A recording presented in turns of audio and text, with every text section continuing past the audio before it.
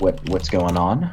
Yeah, and then I'll join Twitch once. I'll have it up when I'm not Yeah. going. All right, we are live now. We're just going to wait for some folks to bop in. Give it a couple minutes here now that I've hit go. Welcome, everybody, to AMS Afterdark 2021. I am your tech wizard and the only person in the field who can do this, so that's why I'm up here. Uh, and oh yeah, shout out to Dana Plank for popping by to be our moderator to get rid of robots and nasty people. We've got Matt Brownlee, AMS Afterdark founder and generally awesome human, right beneath me. And then we have Music Theory Augmented beneath him, who will be our co-hosts for the evening. We'll be introducing a number of other people as well. You can see the program that is linked both on Twitter and at this link in the chat. Check this out. I'm organized and amazing. Here we go. It's that link. You can go there. The program says we're starting at 8:30. Look, we had to mess something up, okay? It would not be After Dark if we didn't make a stupid decision somewhere. And the stupid decision this year was to put the wrong time on the program. So we're starting now instead. It's going to be amazing. Hi, It was a Musicology test, Duck. and you all failed it. I mean, I can BS for a really long time. I regularly BS from 9 to 11 o'clock right here, Thursdays, with a number of fine folks, including musicologists, our Twitch moderator for the evening. I think we are going to go ahead and get started, though. Let me add our first presenter to the stream. And now I have to check the program one last time. All right. And Matt, do you have an introduction to read for John while I get him up and running here? I do, absolutely. First off, thank you to all of you tuning in for, once again, attending an AMS After Dark Pajama Pants edition. I hope everybody is comfortable. I hope everybody's been doing well as can be through this year, and been enjoying the conference. We are really looking forward to at some point in the future doing this again in person when it's safe to do so. We had a great turnout this year. As always, in AMS After Dark tradition, we had a theme that absolutely everybody ignored, which is exactly the reason why we have themes and panels anyway, right? Because you really just have to kind of like make it fit, right? The theme this year was Plank Time Musicology, meaning that we were going to be embracing the time-honored humanistic tradition of finding, particularly in music theory, a nod to our SMT folks who are tuning in, of finding one particular note or bar and extrapolating it into a 10,000-page treatise. And we will be getting some of that today, and I think our first presenter is probably the example of someone who has done the most esoteric and most specific work to date, and his name is Mr. John Baxter. So without further ado, I will introduce him with the provided bio. John Baxter was born, and this has largely been regarded as a bad move. He attended Yale University, that's in New Haven, Connecticut, by the way, for those of you that aren't aware, where he studied music for a semester before changing majors after a particularly bad introduction to voice leading rules. Despite popular demand, he continued to study music, matriculating at NYU for a master's in music theory and composition with an emphasis on film music. And after learning the formulas to every genre in film, he moved on to the Frost School of Music for a DMA in composition. He's now in his last year, ABD, and he's looking for a job. Any job. Preferably Chick-fil-A. Please help. Here is John Baxter, everybody. Like, give us a virtual round of applause. Yes. It's my No, pleasure. my applause button is broken. I will fix that during John's talk. Hold on. Let me bump John up here. And John, are you sharing your screen here to kick us off? John? Can we hear you? Oh, we're waiting. How about now? Hear me Yes, now? now is excellent. That's perfection. Okay, I was trying to use my fancy microphone, but because of the time change, I wasn't able to troubleshoot it. Okay, that's okay. So I'm going to share screen, and we're going to do it live. Everything's going to be great. All right, Yes, share your it screen to is. Skype, and then I will share it to the stream, and I will let you know. Yep. Okay, I'm sharing now. All right, do you have sound in this presentation?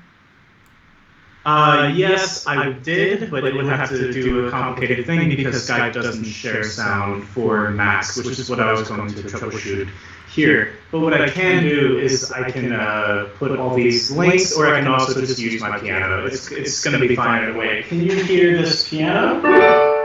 Yes, we can. And if you need me to play a YouTube video, you can Skype chat me, and I will get that as well. Okay, got it. So yeah, we'll just go on for now, and if you do want to look up Quick any pause. Yes. Someone in the chat mentioned on Twitch they're hearing doubling. Give me 1 second, I'll take care of that.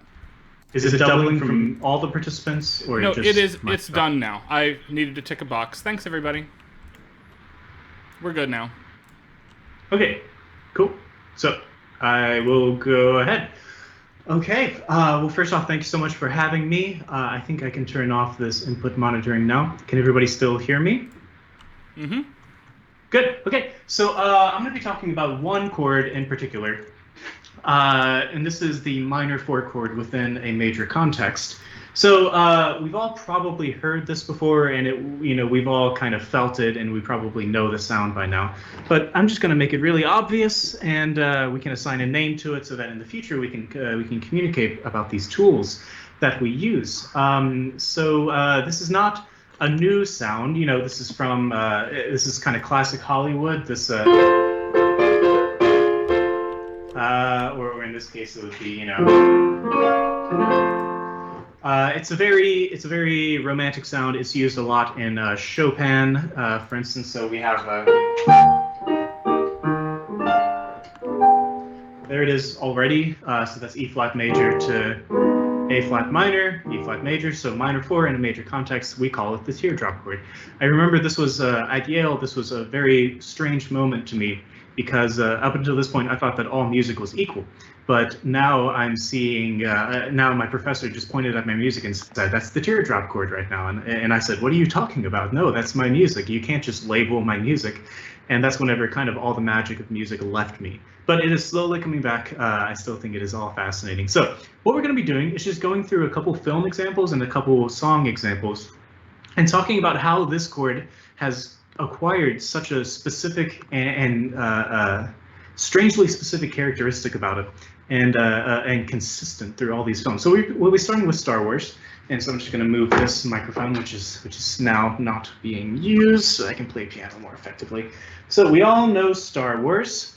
John Williams crafted some beautiful themes, but let's talk about Leia's theme for now, which sounds like this. Oh, sorry. Yep. So this is just a classic example of your 1 to 4 teardrop chord, and I argue, and my paper is, this love story is not necessarily a very easy love story. It's not like it's not an inspirational one necessarily.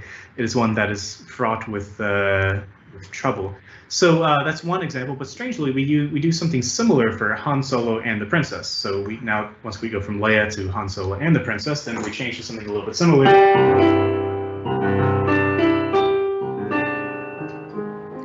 So of course, A flat major and F minor are similar chords in that they use 2 of the same notes. But specifically what I call the enigmatic note, which is A flat,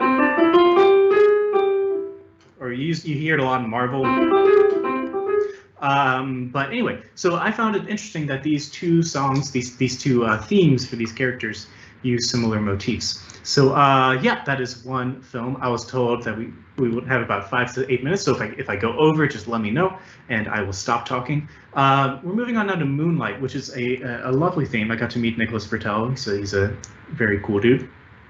And for those who don't know this movie, I think it's a very haunting story of a person who is in a community that is sort of hostile towards homosexuality, and so he kind of takes this and pushes it down within himself. And the same theme is presented 3 times really across the movie. One when the character is young, once when the character is a teenager, and then one when he is an adult. But it's always the same theme. It just sounds different. It sounds like this.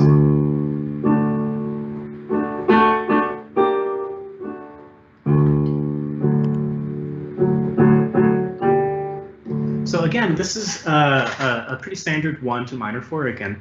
However, it's still sort of associated with a secret longing, a secret inner sadness here.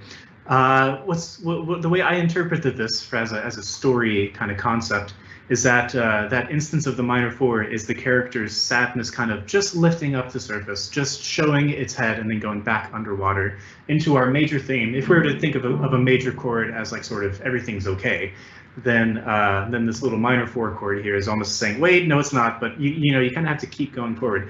Also, the rhythmic nature of this theme is also, I think, is quite good at explaining this character, because it's not really flashy, it's not really showy, but it just keeps moving forward. So I think it's a beautiful score, and would definitely recommend watching or listening, at least if you haven't already. Moving on now to Love Actually.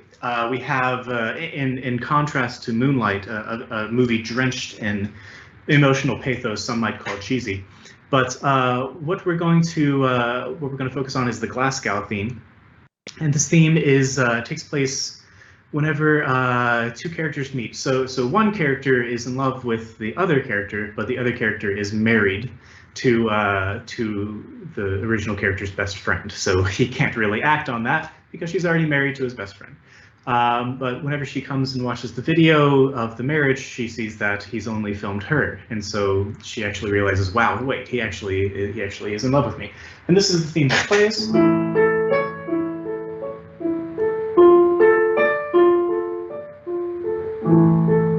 So again, a 1 to minor 4.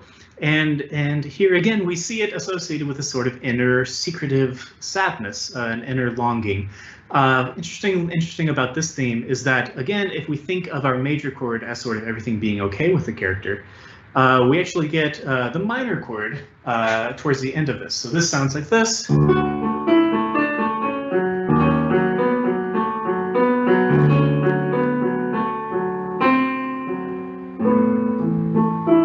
So in some ways, the C natural here can be seen as sort of the full realization, because this happens right in the scene whenever she realizes. This is sort of the full actualization that he is actually in love with her. So in this way, the minor 4 chord serves as a sort of bridge, going between everything's okay, but maybe not, to, well, actually things are not okay.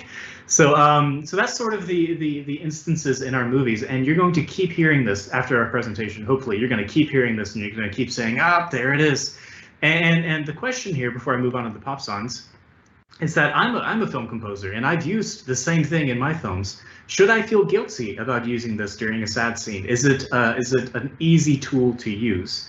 Or should it come about naturally? Should I use a 2 fully diminished chord instead?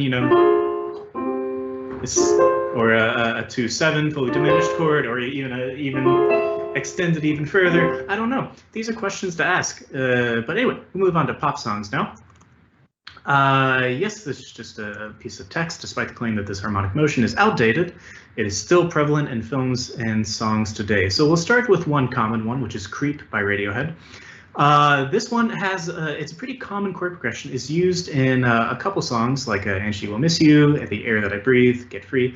All of these are rather solemn songs, of course, but this chord progression sounds like this.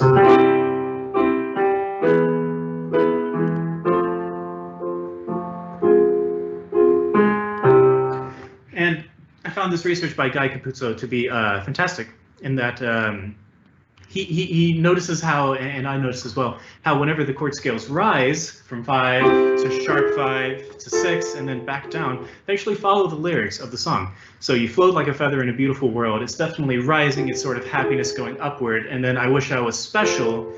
You're so very special. Sorry, that should be I thought I fixed that. You're so great. Cool. So and in the next line, I don't care if it hurts. That's kind of a strange lyric over a major chord, but it sort of paints that sort of strange nature of the main character. I want to have control. I want a perfect body. I want a perfect soul. So perhaps wanting a perfect soul is something that is not possible for our main character here. But regardless, it's a common chord progression. I love it. This is often known as a cadential sigh. So it's like right before you go back to the main theme, you have a minor 4 in there, and then it gets you back to 1. So so we'll talk about another one of those, but this one has an interesting interjection in it. So this song is a lovely song by Post Malone that goes major 1 to minor 6, then major 2, which we would normally think of as an applied chord, possibly to 5 or flat 3. But anyway, tell me that it's all okay. I've been waiting on this all damn day. Call me in the morning. Tell me how last night went. I'm here. And then on the very last line is, but don't count on me to stay, in which we go to again, but don't count on me to stay. So I find this chord progression really interesting because, again, we have a sort of similar to creep rising motion, given that sharp 4 in this case, D major, going up to F major, which is not an uncommon progression, 1, 2, 4, which is often, I think, known as the Lydian progression. But I found it interesting to, again, sort of thwart that by going to the 4 and then going to a flat of the minor 4.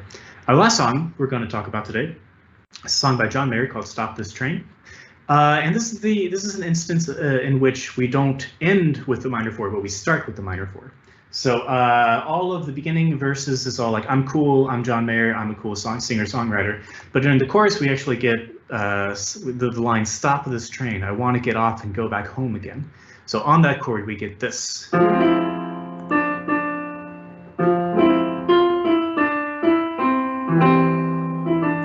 So in this case, I think it's a lovely way to show that he's not so confident, he's not so certain in himself.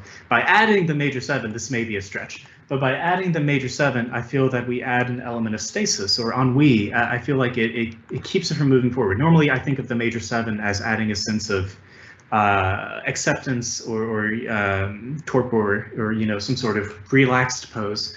But when you add it to a minor chord, it really does, for me, conjure the image of somebody not being able to do anything about their situation, but still trying to get off of the train nonetheless.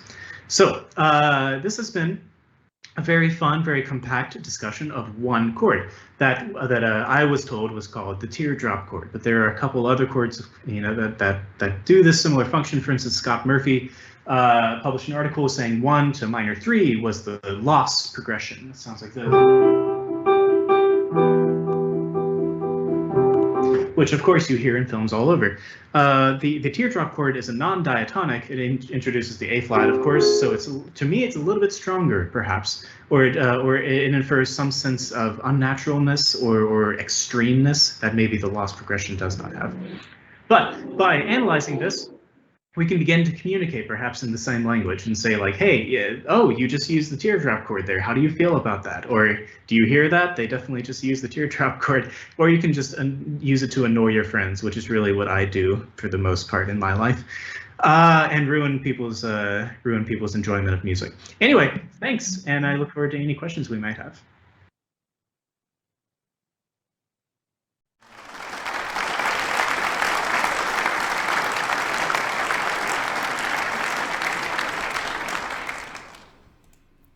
I told you I'd fix that applause button during the talk. There, we got some applause on the stream. Oh, great. Okay, excellent.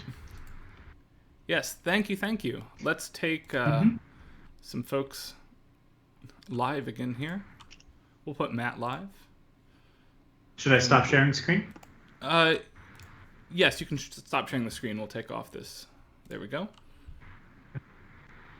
And then we'll see which one of these two people is... Nope. Is Music Theory Augmented. Everybody from Ohio shows up weird in Skype. All right, we're set there.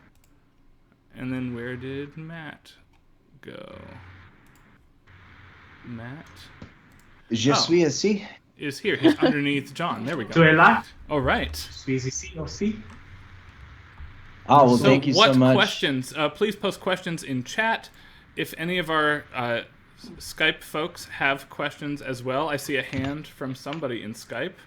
We can put you live as well to ask. Caitlin, welcome to the stream. You're on. Everybody can see you now. Go ahead and ask your question. Oh, good. So Hi, thanks for your paper. I have more of a question than a comment. How is the teardrop chord related to the Christmas chord? I might need some more explanation. Could you tell me what the Christmas chord is? That's very interesting. It's like this thing that it's like this thing that was trending on Twitter that doesn't actually exist, and people are like, "Oh, it's a chord that happens in all Christmas songs." Ooh, I haven't heard of that, but now I'm gonna have to look it up. Some of the more theory adjacent people should probably be able to explain it better. It's a flat 7 sharp 13th, a double sharp 11th A chord. That's what it is, I believe. I believe that's the technical explanation, right, Sean? You're a musicologist. I think it requires Mariah Carey's hand on the piano for it to be a Christmas chord. No, I mean, if we're talking about Mariah Carey, I was going to actually mention this is not always a teardrop chord. It's not always a sad chord because it is used actually in All I Want for Christmas Is You. So it's like I don't care about the presents underneath the Christmas tree. I just want you for. So it actually is in that same song, and no one would argue that that's a sad song necessarily, unless Mariah Carey cannot have her person, whoever she is searching for. But I'm going to have to look into that. That's a fun idea. I'm sure it's probably similar. Professor Dr. Baxter, I have a question before we kick it to Twitch. I mean, with all of this focus on the Glasgow climate change, meeting, is it really appropriate for us to be glorifying minor chords with the damage that coal is doing to, the planet? I really think that we might be we might be looking to excise that in maybe in like place of a solar chord or perhaps a wind chord. I'm just wondering your thoughts on that and what you're perpetuating is the ultimate heat death of the universe. Okay, that's a wonderful question. Yeah. And unfortunately, I care so much about. I will get angry at absolutely any answer that you have. No, I've been training for this. It's okay. Yes. So I feel so overwhelmed right now with the emotion that I'm not actually capable of speaking about it right now. Yes. So I'll have to.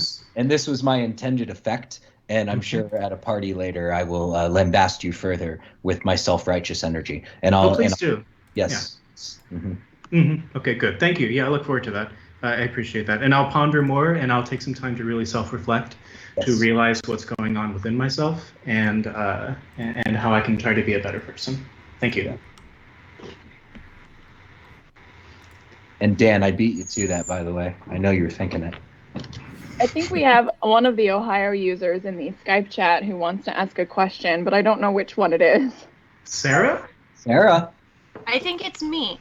So this juxtaposition of joy and sadness in Glasgow, how do you think this relates to the concept or the practice of the Glasgow smile as seen on the Joker, portrayed by Heath Ledger in The Dark Knight? Well, I think that's a perfect reflection of it because, he is both a happy character and at the same time a very dark character. So I think it's perfect. And it's honestly kind of insulting that James Newton Howard and Hans Zimmer did not use the teardrop chord when portraying The Dark Knight or Heath Ledger. So, we may have to go back. Maybe it is somewhere in there. Maybe. I don't think there was any piano, but I think it's still important to try to check. But I think it is, regardless, a very good reflection of that juxtaposition. Definitely. Thank you for your question. Actually, I think The Dark Knight was just 2 chords. Yeah, but anyway. All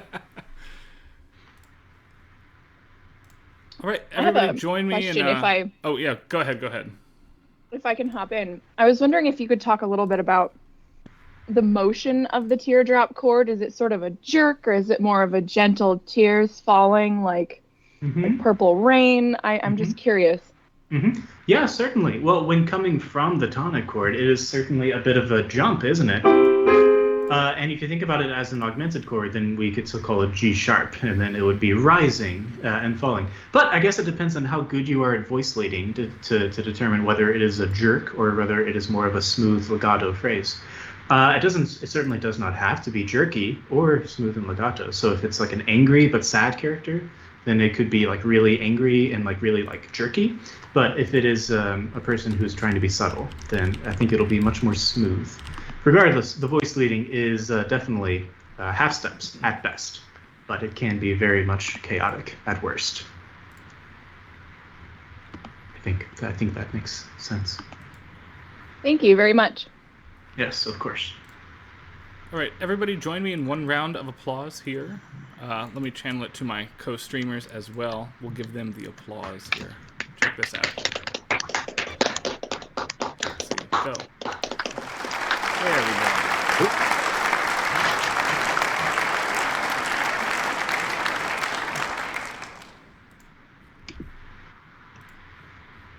What a wonderful way to start off. I forgot to mention that the first mini panel of our session is Do No Harmony. And we must also, I just want to take this moment before we go on to thank AMS Afterdark's office manager and guru Ashley Grosshouse Hayden, otherwise known as Music Theory Augmented, for doing so much to bring this all together. We need to make sure that we are thanking her profusely through this entire thing. And also to Ryan Thompson at Bardic Knowledge, who is the technology wizard for us at AMS Afterdark. Before this, we were on flip phones and, Motorola Razors with the big keyboards. And it was honestly better in some ways, but it was cumbersome. And we're back to this. So in our next paper on the session in our Give me 1 second as tech person, because I want to make sure that our respondent, Dan Blim, who is another champion human, is visible on stream. And I'm seeing a lot of not names for too many people here. So let me click one of these random hexadecimal things and hope it's Dan. Is he on? It's Dan Blim from Ohio. I've been texting with him because of the program error that I made. He thought it started at 8:30 in Ohio, and he's having some internet issues that are not related to the program error that I made. But I do want to say that's my fault. All right. Well, okay. I'll bring up the next person. Matt, go ahead. Sorry about that. But also, Ashley, this entire event is your fault in the best way, so you can really thank yourself, and there's no admonishing needed. So correct. Yes, Dan Blim and Musicology will be offering. I'm dropping things, responses to everything we do. So, without further ado, in our next paper in our Do No Harm section, we have a wonderful paper I'm very excited for, called "There is Only One Harmonic Function," and I will introduce our next presenter, Mr. Habin Chang. Habin Chang is a current master's student of theory at Boston University, and that's in Boston, in Massachusetts, y'all. In case I'm just going to make sure that I let everyone know. Coming from an undergraduate degree in mathematics, he hopes to increase the amount of scholarship in mathematical music theory and to increase the amount of suffering in his future students by presenting each and every topic in full theoretical abstraction without a trace of musical examples. You're going to fit right in at SMT, my man. Please accept him into your PhD program, please. I'd accept you if I could. Everybody give it up for Habin Chang.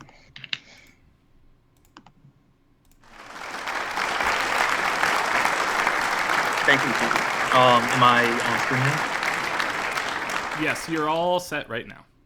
Excellent. Do you need to share a screen so we can see things? I do need to share a screen, yes. All right, do that in Skype, and I will add it in.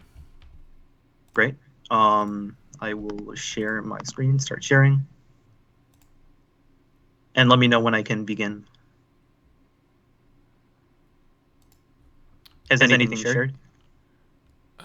No, actually. Unless you're sharing a black screen. Right, unless you're sharing an empty screen, because that's what we see. Oh, okay. Well, let me open. What about now? Yes, we see stuff now. Good. Check that. Yes, excellent. Someone's hearing double again in the Twitch. It would have been only for a split second every time I add a new source. That should be gone by now. So If we have issues again, I will look, but that should be fixed as of just now. Yep. All right, thanks everybody. Go ahead. Excellent. Again, I am Bean Chang, and I will be giving my presentation. There is only one harmonic function.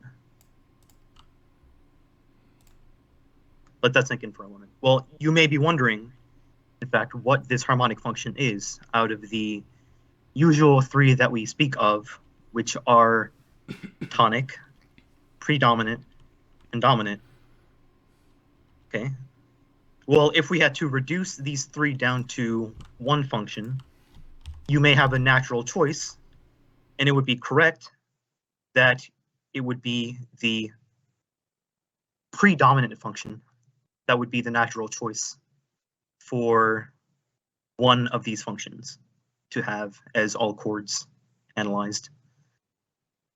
Now, let's speak about, if it's not immediately obvious to you why the predominant chord would be the natural choice, let us begin with some reasoning and some proof. So here we have an anxiety scale, and you may be wondering, Habeen, why are you bringing in science into music? Well, here's why. Here's an anxiety scale, and what I argue is not that it has always been the case that the predominant is the only harmonic function, but we must recognize that in this day and age, theory itself is changing. And in this day and age, I believe that it is now appropriate in 2021 and further to analyze all chords as predominant. Why? It's because as the young students and scholars of theory and music, and also listeners of general music, sort of rise to the occasion of studying music, but at the same time have very much anxiety due to overwork, due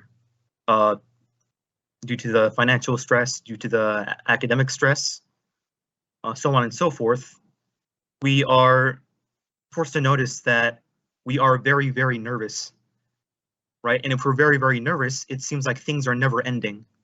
And if we start on the predominant as if it were a cadential progression, but then get nowhere, that would seem to imply that we are getting nowhere with our lives, that things keep starting, and there seems to be no end to this futile cycle of never-ending despair. So this is one proof out of many, actually, that in this short time I can present for why the predominant is the appropriate harmonic function to analyze all chords as. So we may go into some analysis now. You may be wondering, how does this affect my analysis that I teach perhaps in Theory 1?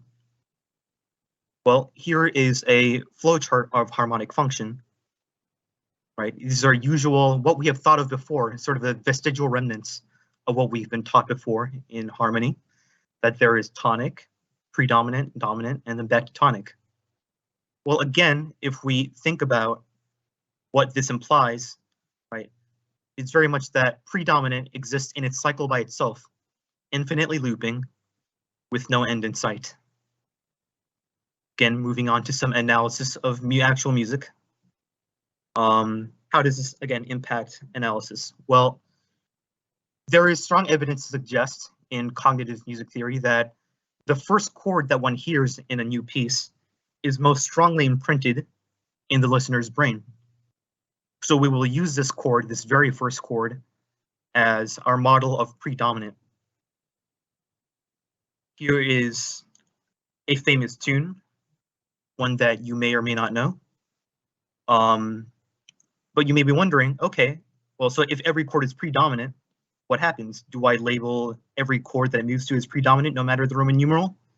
Well, no, this is not necessarily the case. I think that our Roman numerals now are restricted solely to 4, 2, and perhaps something kinky like a augmented sixth, which I show here. So we have perhaps a C chord that extends to the rest of the piece until the end of the piece, analyzed as a 4 major, let's say third augmented, minor 2 with third lifted, or a very diminished augmented 6, which all have predominant function and it will continue to be predominant throughout this entire piece. In particular, this is a predominant pedal throughout the entire tune. Okay. In future work, I hope to prove that not only is there only one harmonic function, but there is only one pitch or pitch class. And I also hope to start writing presentations more than an hour before the presentation time. Although this was wonderfully 5 minutes as I slowed down my pace of talking. Thank you very much.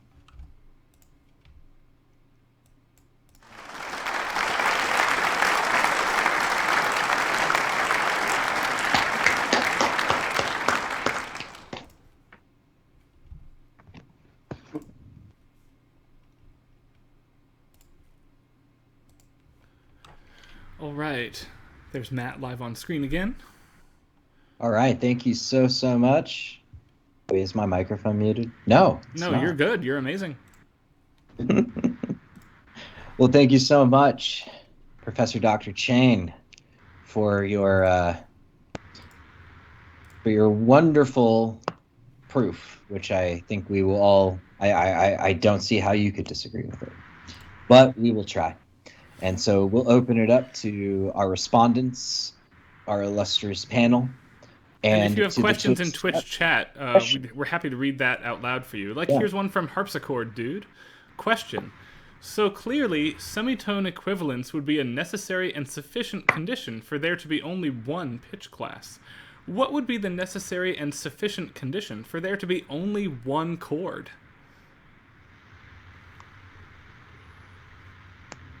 Well, in some sense, one could take sort of local notions of distance relative to a chord. For example, I think a good choice would be the D major chord as our basis of all understanding of all harmony. So one could take the notes in that chord and then have a notion of distance away from each note, and then sort of collapse it all into these individual notes. Does it have to be consistent across all the notes or all analyses? No. I just really want there to be one chord. So this will make analyzing very easy. I have a question. Mr. John Baxter has a question, then we'll go back to Twitch. Yes, so couldn't one argue that a tonic is just a pre-predominant, and therefore wouldn't the pre-predominant be even more anxiety-inducing? Indeed, and one may come to the notion of the sort of linguistics of the term, or the connotations of the term, right? One could argue that tonic is pre-predominant, that dominant is pre-predominant, but in a sense, we do have to start somewhere, and using tonic as our word seems to imply a sort of home, a stasis. There is no home. There is only never-ending cycle and despair. So, although that would be a good choice, and it's very much understandable, I think predominant gives the best linguistic to cognitive balance between what the intention of my study actually is. Thank you. We have a question from chat. Question. Your Roman numeral flowchart showed that 7 diminished sometimes goes to 5. Does this mean that 7 diminished is predominant? Everything is predominant.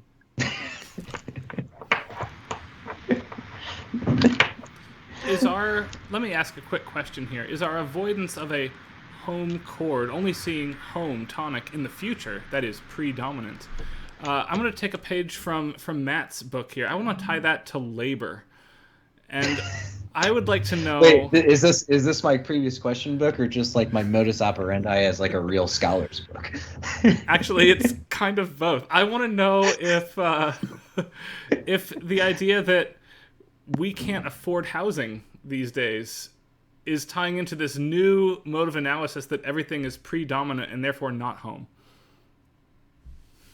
Oh yes, certainly one could come at that from that aspect. You know, it's sort of like double reasoning as to why the housing market is so inflated, that everything is predominant, right? Not only is there the prices affecting anxiety, affecting our perception that everything is predominant, but also that exactly what you said is also very much correct reasoning as to why everything is predominant.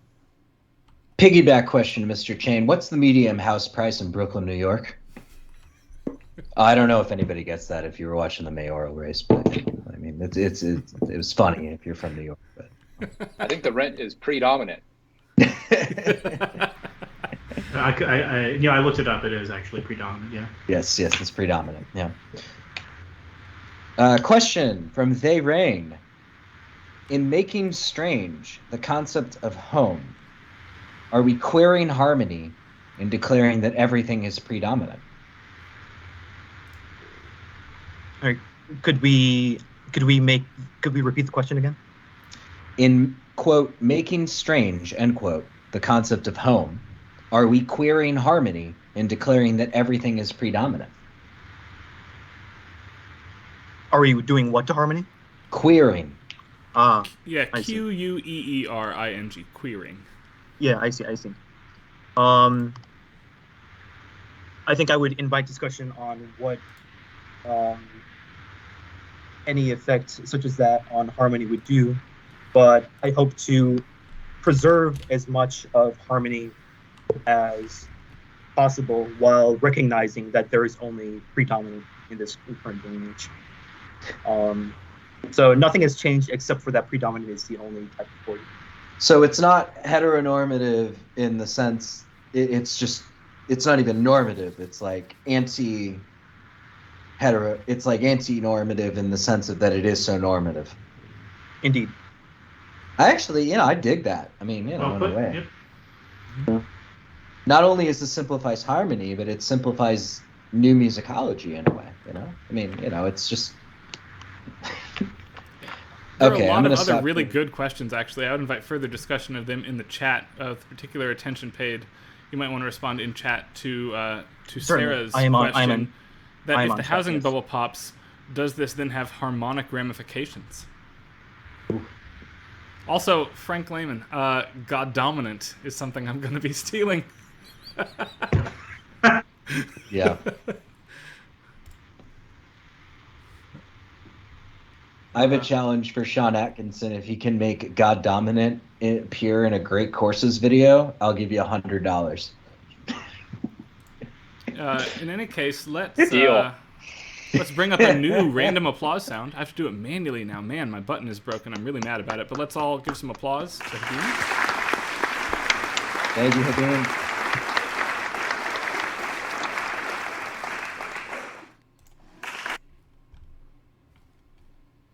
All right, and let's queue up our next person, and I will kind of whisk all the windows around here. Everybody, while he's whisking, let's make sure that we give at Bard acknowledge Professor Ryan Thompson such a big shout out for being the only person in the field who knows how to use technology properly. And we're so lucky to have him here on the AMS Afterdark team. It was a frighteningly competitive search. But he won out for good reason, Apologies again to Professor Hepikowski. It's just it wasn't his Twitch game wasn't on, and if he is watching, I still have that email you sent me, and it's printed in my office.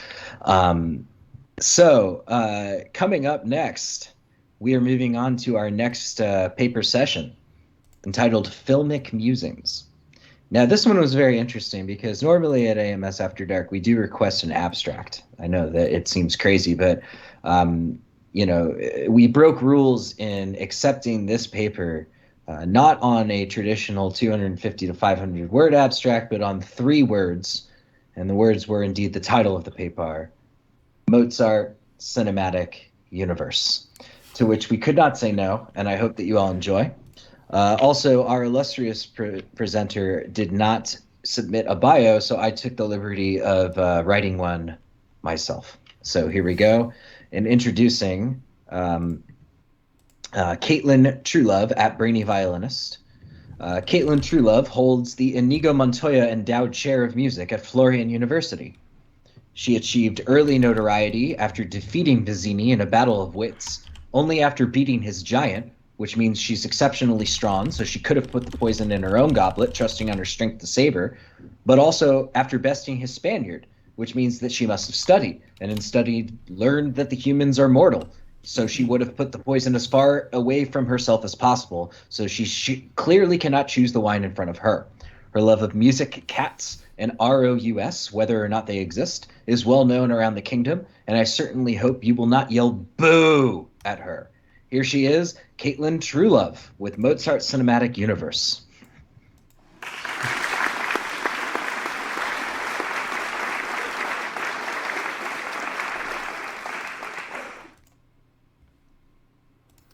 All right, quick question. Caitlin, how do you want this framed? Do you want it framed as the others, or would you like to watch your video full screen on the stream?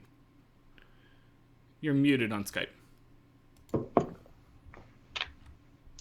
I do not have to watch it full screen. I have I've made so many edits and heard so many particular notes over and over. I don't necessarily need to hear it. Okay, we will just put it up then. Give me 1 minute here. I have to replace my applause. As a film. Yeah, there it is. Good. We'll get it in the stream here.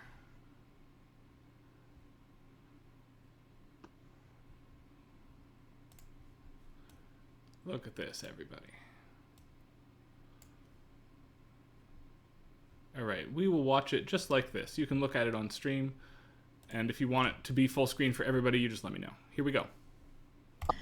As a film and television music scholar, I'm always looking for media that I have no interest in writing about to watch for, actual fun. Particularly during the pandemic, and because my significant other hadn't seen the shows I had watched without him. Sorry! My research brain got to whir around twice during my second rewatch, analyzing the pre-existing music used in shows such as The Crown, Watchmen, and What We Do in the Shadows.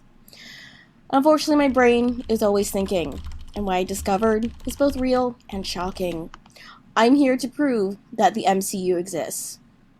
No, not that MCU. The Mozart Cinematic Universe. Since Mozart's music is used in each of the series I will be discussing tonight, sometimes even diegetically, even though I'm not going to be including those clips, it implies that Mozart exists in these seemingly unrelated television series. In particular, the Lacrimosa from his Requiem, arguably made more well-known in the so-called biopic Amadeus, is prominently heard in the music of these shows that you see on your screen. I now present to you what I'm talking about.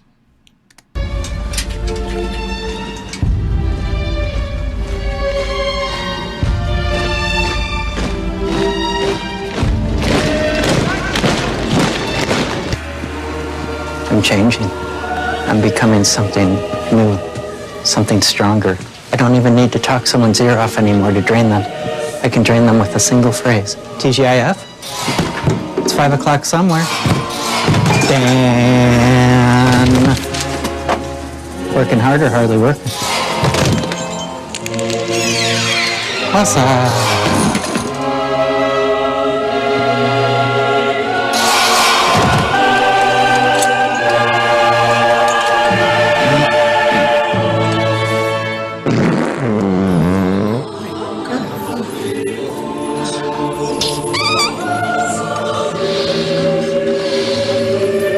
Defense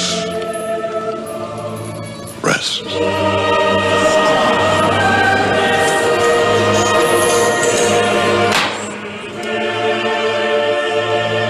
Ladies and gentlemen, I owe you an apology. Not for the foul disregard for decency that just emanated from the bowels of the accused, but for placing upon you the burden of judging him. For it is the foundation of a fair trial that every man be judged by a jury of his peers. You are not his peers.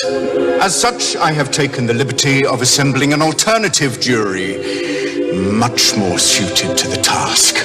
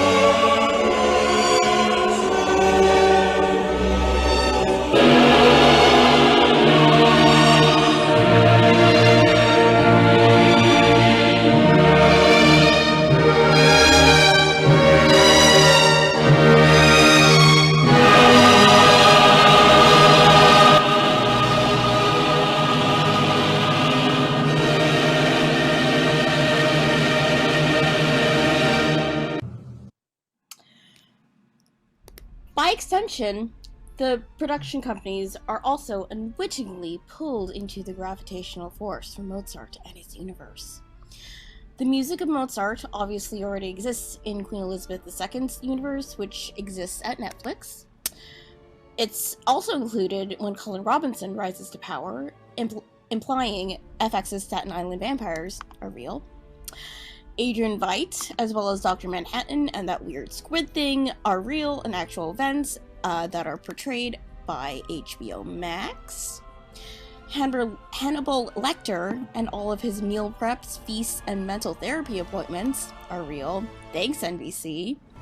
And finally, even though Disney is slowly taking over the media world, the Marvel Cinematic Universe is really just a subset of the actual MCU, the Mozart Cinematic Universe.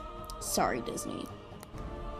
So what does this all mean for us musicologists researching pre-composed music in film and television? Well, we're part of the universe as well, and since the events of The Falcon and The Winter Soldier are set after the Thanos snap, it would indicate that Mozart survived the snap. And also Disney is unwittingly being controlled by Mozart. Further research inquiries will suggest that Lil Nas X also survived the snap since his music is heard in Shang-Chi and The Legend of the Ten Rings. All hail, praise be. Thank you for coming to my TED Talk.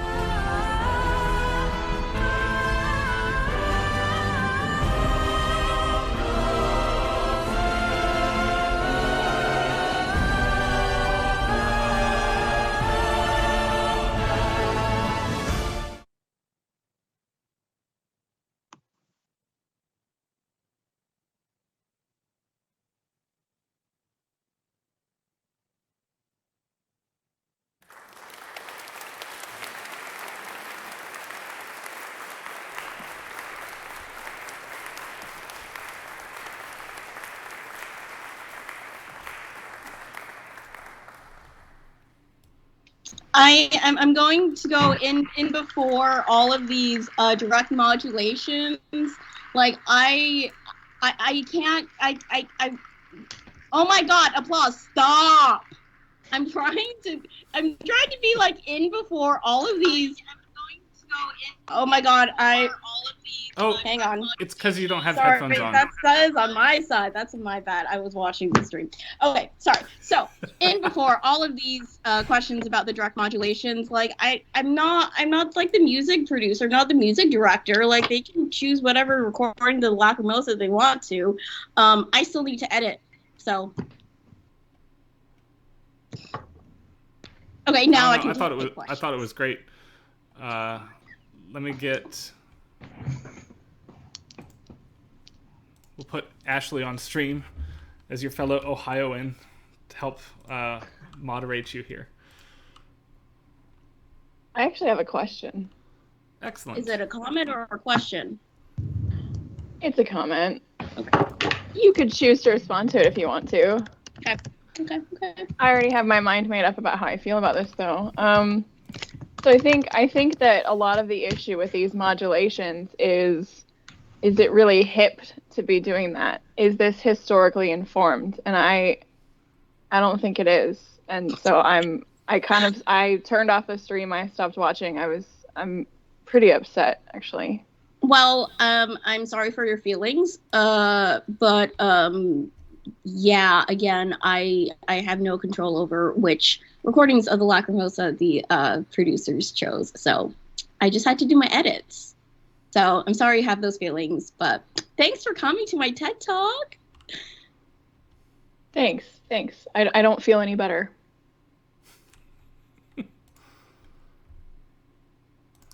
I'll take a quick question here. You assert that Mozart survives the snap.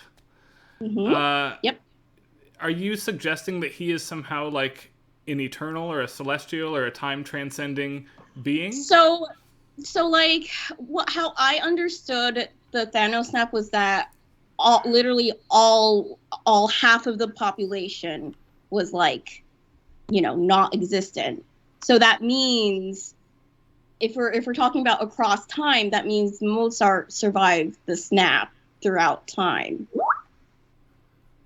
So okay. That means music still exists, and that he's also playing the long game because all of his music is being used in all of these different film and television things. So he's actually the shadow Thanos. Oh, okay. He doesn't want to kill anyone. He just wants everyone to like listen to his music. Very good. He's Sarah has a question. Let me put Sarah. What do you want? Here, Sarah, you're up now. So I can only ask one question. Have you seen the current season of What We Do in the Shadows? Yes, I have. Okay. So spoilers, anyone who hasn't, don't listen. So are you suggesting giving the association between Colin Robinson and Mozart and Colin Robinson's 100-year cycle? Are you suggesting there's some sort of connection there? Might Mozart himself be an energy vampire, and maybe that's why he's immune to Thanos? Do you have any idea of how this might have happened? Oh my God, Sarah, that is an amazing question. I seriously, like, this is serious side me.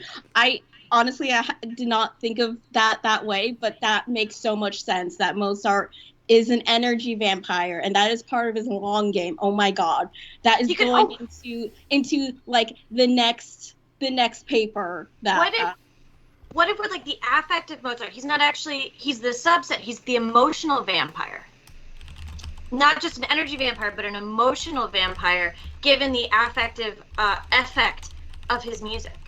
So I agree with that. I also kind of want to say that, in a way, yes, the Lacrimosa is about death, but like his music is surviving on, like, after him.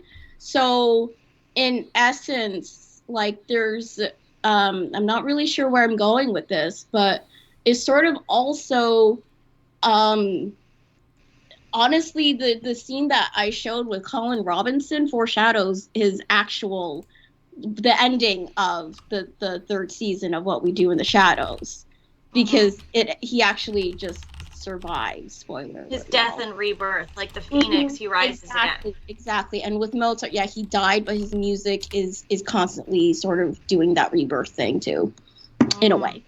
Yeah. Thank you. I appreciate it. Thank you. Spoilers over. So I just wanted to highlight something that someone brought up during the stream itself, and they were mentioning how this is Sussmeyer erasure, and I sort of wonder if we can bring that figure into that last sort of discussion. How does he figure in? I am unfamiliar with Sussmeyer. Can you elaborate, please? Well, I think we've done our jobs. He's been successfully erased. Good job, everybody. Oh, so he did not survive the snap then. Nice. Cool. All right, some more applause for Caitlin.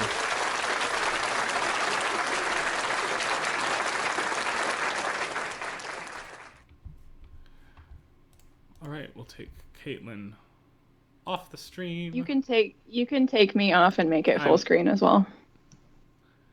Okay, let me pull up. Oh, you're next. We have to have Matt introduce you, I think. Oh yeah, that's fine. Yeah, sorry. Let's put Matt on. If anybody merits a full-length introduction, it is certainly Ashley Grosshouse Hayden. Because you're the best. All right, Matt, you're up. All right. Well, thank you so much to Florian's own Ms. Truelove and the wonderful theory that she spun. I mean, honestly, for AMS Afterdark aficionados who have been following the CFPs, I have been asking since its inception for someone to carve me a conspiracy theory out of music, specifically how the Brahms Requiem. Matt, this is not a conspiracy theory. Okay, to carve me an alternative facts theory of, I've been asking for a while for someone to take Brahms' Ein Deutsches Requiem and find me, Who new killed proof JFK? of the Kennedy assassination. Yeah. No one ever does it. And honestly, I have a feeling that I'm gonna have to do it. And it might happen. That might be the treat when we're in person, that I might literally buy like a bulletin. Like I won't even have a PowerPoint. I'll just have like, a Charlie Day style bulletin board for it. But thank you so much. We're going to move on to our next paper in the Filmic Musings section, which has an unpronounceable title in what I can only assume is either ancient Greek or I don't know, maybe English. I don't know. I don't read that well. But it's from our very own Ashley Grosshouse Hayden. And before I introduce Ashley, I really want to make sure that everybody here understands the effort, and this is utterly serious, and effort and care that she has shown. This entire event is possible because of her. It would not have happened without her logging into the AMS Afterdark email, creating the program and making sure that everybody got the formulaic response that, that goes out to everybody. So we all owe her a huge debt, and please tweet at her constantly. And if you get a random recommendation request from a university that's trying to hire her, it's write favorably, like everybody, please. So her paper is entitled, let me see here. Oh dear. Well, maybe someone can put it in chat. I'm not sure that you can, actually. Going naval gales. But of course, Ashley Grosshouse Hayden has been the Jean-Luc Picard Professor of Music at the Conservatory of Music at Starfleet Academy. She is also the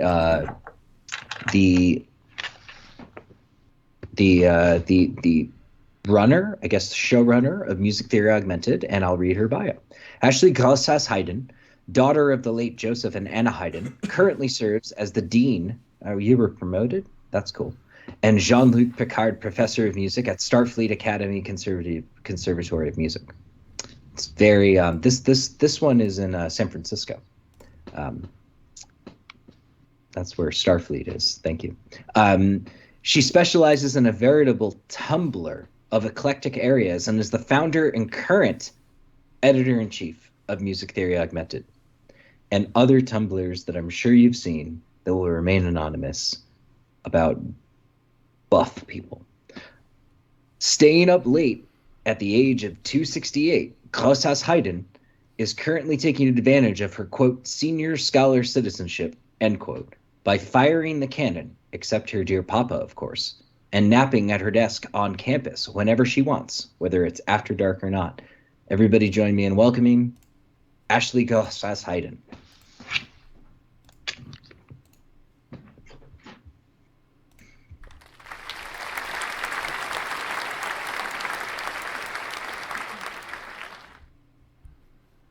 All right, let me load that up, and then Ashley has requested that we just view this full screen, so we will do exactly that in just one moment.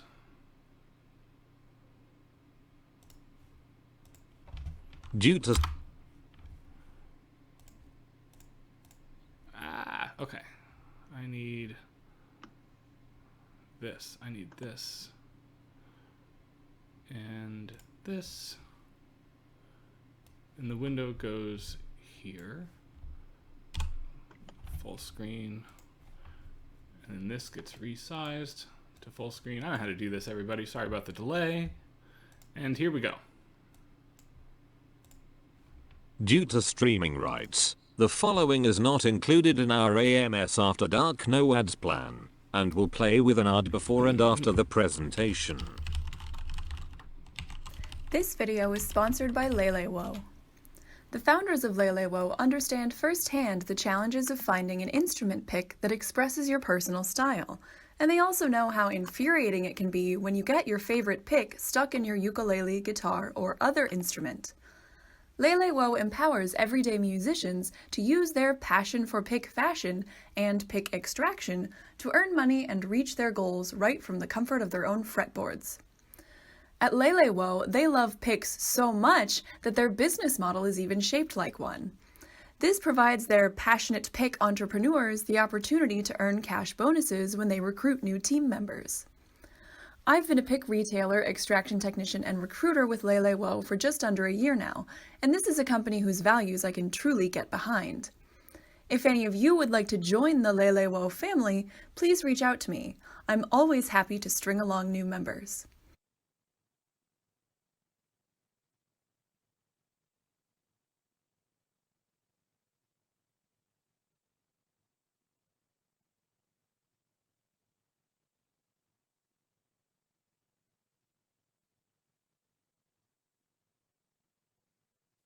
In his 1943 book, Being and Nothingness, existentialist philosopher Jean-Paul Sartre introduced the concept of le regard, or the gaze, wherein the act of one human being gazing at another produces a subjective difference in social power between the gazer and the person being gazed at. The person subjected to the gaze experiences uncanny anxiety upon becoming aware that they are a visible object, that they inhabit a physical body that can be seen and looked at. Thus, the gazer holds agency over the emotional response and self-perceived autonomy of the person upon whom they gaze. French psychoanalyst Jacques Lacan later extrapolated that such an emotional response might even result from the perceived gaze of an inanimate object, so it's reasonable to assume that the gaze of any sentient creature like, say, a cat, could also elicit such a response.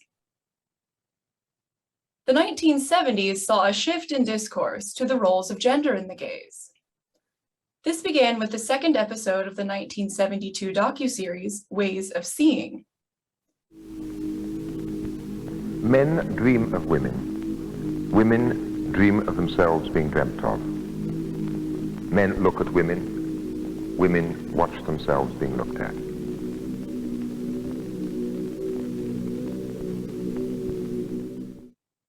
As the episode unfolds, art critic John Berger invokes the concept of the gaze in discussion of the female nude in the European oil painting tradition, ultimately asserting that women in such artworks were most often depicted not as themselves, but as objects of male idealization or desire. 3 years after that episode aired, feminist film theorist Laura Mulvey famously applied the concept of the gaze in a similar manner to critique the traditional representations of women in cinema. In her seminal 1975 essay titled Visual Pleasure and Narrative Cinema, Mulvey coins the term male gaze to describe the notion of, quote, woman as image, man as bearer of the look, end quote. Mulvey writes, quote, in a world ordered by sexual imbalance, pleasure in looking has been split between active/male and passive/female. The determining male gaze projects its fantasy onto the female figure, which is styled accordingly, end quote. In keeping with the theme of tonight's panel, my presentation will explore in depth just one facet of this topic, a subcategory of the male gaze that I call the navel gaze. I will outline 4 normative navel gaze types: the navel gaze, the navel gaze, the navel gaze, and the navel gaze. Despite its seemingly microscopic lens, my presentation will probe a wealth of intersections between umbilici, semen, sight, sexuality, and gender politics. We'll begin with the type 1 navel gaze.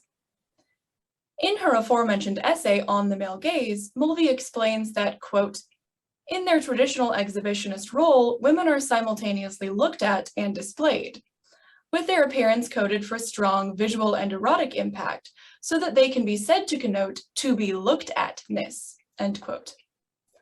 The type 1 navel gaze emphasizes the aspect of erotic impact by drawing the male gaze specifically to the female navel.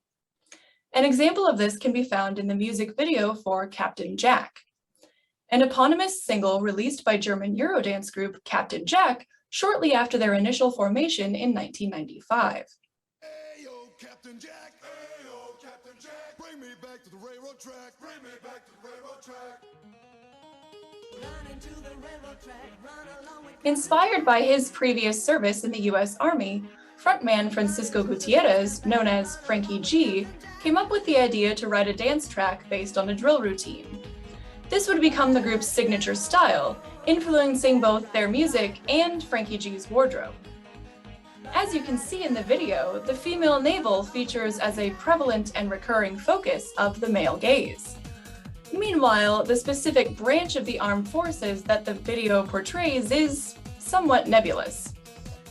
Frankie G's uniform is a mismatch of stylized military fashion elements, drawing predominantly on the U.S. Army dress uniform and an extremely artistic rendering of a hat worn by the U.S. Marines. The opening of the video features a sign at the entrance of a U.S. Army barracks, but the lyrics refer briefly to the quote-unquote Air Force rap. Given that the video contains no overtly maritime elements, it is perhaps most clear which branch of the military it does not aim to portray: the Navy. This distinguishes this example from the next type of navel gaze that I will discuss. Type 2, the navel gaze. Turning again to Mulvey's essay on the male gaze, she declares that, quote, woman displayed as sexual object is the leitmotif of erotic spectacle, from pin-ups to striptease, from Ziegfeld to Busby Berkeley. She holds the look, plays to and signifies male desire, end quote. Such erotic spectacle serves as the entire framework for our next example. In 2017, producers of the online naval warfare-themed game World of Warships created a music video titled Pin Up in the Navy, in celebration of the 3rd anniversary of the game's release. The video uses its naval setting as a springboard for overt female objectification.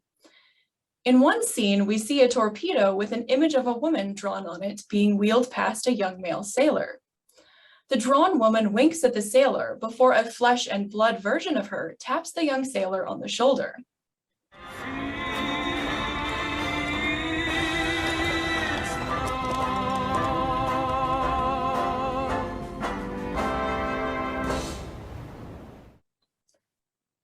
This scene blurs the boundaries between animacy and inanimacy, and between fantasy and reality, all in service to the desires of the young male sailor. Furthermore, it could certainly be argued that the literal depiction of the woman on a phallic, self-destructive torpedo might symbolize the threat of castration. Throughout the video, we also see examples of more classic fetishistic scopophilia, in which the woman is hypersexualized from a person into a collection of aesthetically ideal female body parts, such as legs and feet. In contrast with the Captain Jack example, however, the female navel does not feature here. There are moments when expectations of female navel sightings are created through the exposure of women's partial midriffs, only to be tantalizingly thwarted by high-waisted garments. The partial midriff-bearing clothing's purpose in this video as a facilitator of the male gaze is reinforced by the fact that such clothing serves no concrete utilitarian function to a woman cooking in a kitchen. On the contrary, such a wardrobe choice can be viewed as running counter to a woman's safety within the hazardous setting of a kitchen. As the saying goes, you should never fry bacon while naked. Or I mean, you can if you want, whatever floats your boat. It's worth noting that this is hardly a unique instance of mystique surrounding a barely hidden female navel. In August 2014, the website New York Mag published an article titled, "There's No Proof Taylor Swift Has a Belly Button," which featured several photographs of Swift in clothing that exposed her stomach slightly above her navel. People posted additional photos of Swift in similar navel-obscuring outfits all over the internet in the remaining months of 2014. But in January 2015, Swift posted a photo of herself on Instagram, in which she is seen in a bikini posing on a boat with friends. This photo marked the first time that Swift had publicly shared a photo of herself that exposed her navel. In June 2015, Redditor That's Not Me posted a photo of Swift to the Photoshop Battles subreddit, inviting other users to digitally alter the image. The original photo shows Swift pulling down the waistband of her shorts to reveal her belly button, and it has since circulated virally as a Photoshop meme. Our next example appears in the music video for a famous 1979 track by the Village People, "In the Navy." The music begins with a clapping sequence, followed by an instrumental opening in which various members of the group step aside to reveal lead singer Victor Willis dressed in a naval uniform and gazing through a telescope. This may seem like a straightforward example of the Type 2 navel gaze on the surface. However, while previous examples of navel gaze types 1 and 2 have followed the principle of the male gaze being heterosexual in nature, this example by the Village People diverges from that principle. The group was named in reference to the famously gay Manhattan neighborhood, Greenwich Village, and its members portray macho gay fantasy personas regardless of their real-life sexual preferences. Thus, I would suggest that this video actually exemplifies an entirely different type of navel gaze. Type 3, the navel gaze. Taking a brief foray into the weeds, we will see that the clapping passages in this example particularly lend themselves to homoerotic interpretation. Here I have transcribed the opening clapping passage.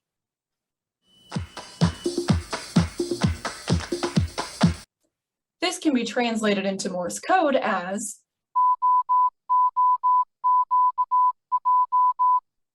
or OOQJ. Naturally, I thought QJ, which led me to look up QJ on Urban Dictionary, and the result is probably too offensive to share. Definitely don't look that up during this convenient pause while you roll your eyes about the share pun that I just made. Definitely not going to wait for you to look up this insanely offensive definition. I would never do that.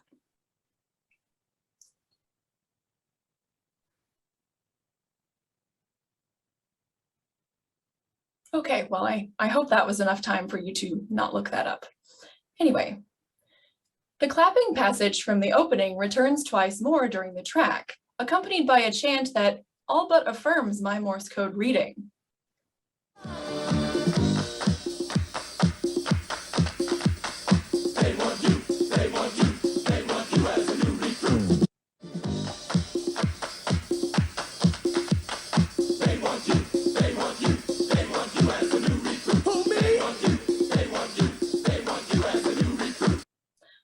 Thus, I would argue that the official music video for this track is an example of the Type 3 navel gaze.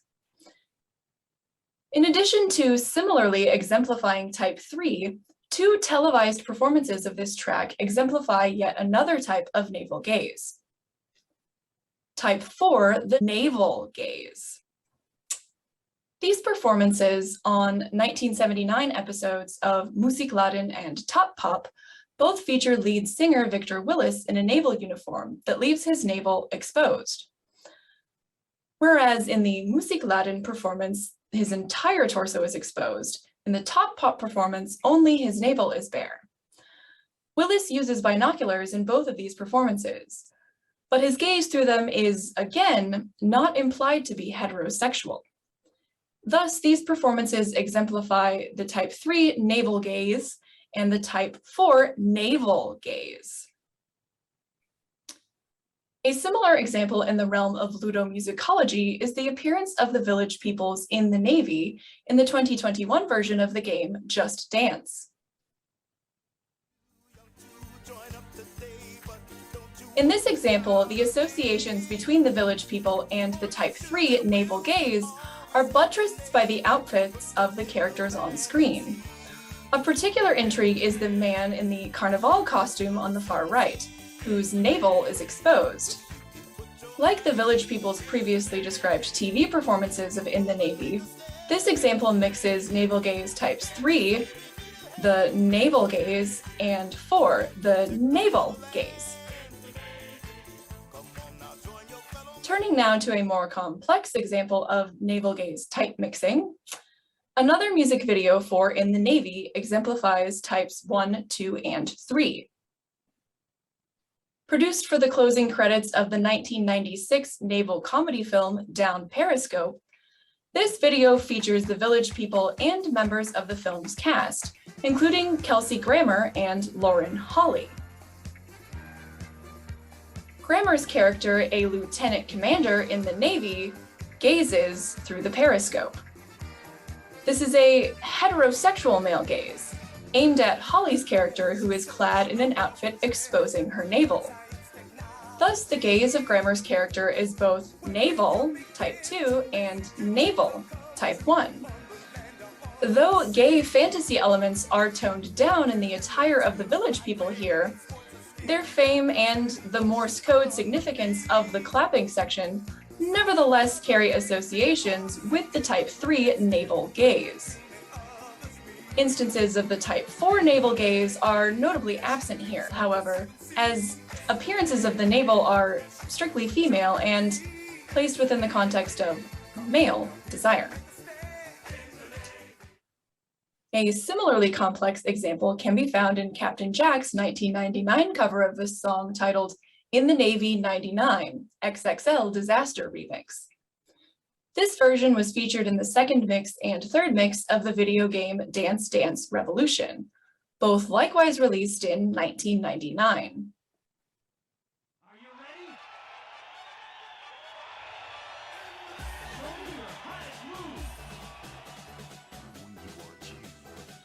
The background imagery during gameplay features a woman whose navel area is tantalizingly obscured by the track title. Given that the artist is Captain Jack and the clapping passages are notably absent in this rendition, we can assume a heterosexual connotation in the camera's gaze. However, given the song's initial ties to the village people, we may also potentially associate it with homoeroticism. This is therefore an exceptionally ambiguous example of type mixing, one predominantly reliant on the music itself rather than visual aspects. Such cases of ambiguity seem the most promising area for future research. For instance, the 1989 music video for Cher's If I Could Turn Back Time contains clear elements of navel gaze types 1 and 2 on its surface. Words are like weapons, they wound sometimes.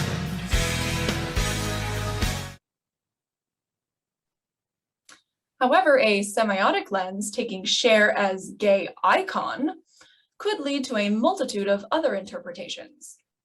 In addition, the video lays bare an intriguing opportunity for engagement with the scholarship presented by Ryan Thompson and by Dan Blim at our first annual AMS Afterdark panel in 2016. I salute their work and that of anyone pressing forward on these topics. With that, I wish to thank you all for watching. Now, anchors away for Q&A. Q&A. When the mornings seem dark, even when the sun is shining, when you spend more time in the tiny windowless office you share with 7 other adults, with your friends, family, or even your students, when you shudder at the mere thought of even reading the briefest email from the dean. If you've struggled with academia before, if you've tried everything to please search committees and nothing seems to help, now there's Alt-Ac, an approved alternative to neoliberal academe. Independent studies have shown that Altac's unique properties stimulate the brain's neurotransmitters more gently than the typical academic position. Several study participants reported relief from institutional burnout within as little as 2 weeks. You deserve to feel the sunshine, to feel present in the moment, to have energy, to be yourself again. You deserve to be paid a livable wage for your expertise, transferable skills, and emotional labor. You deserve health insurance and job security. You deserve a fulfilling career. Though Altec users experience less side effects than with common academic posts, side effects may still include disdain from elitist academic snobs, as well as existential dread, climate change angst, capitalist lethargy, temporary confusion, temporary euphoria, and temporary increase in anxiety, while the body adjusts to its new environment. F*** the haters. Ask your support team about Alt-AC today.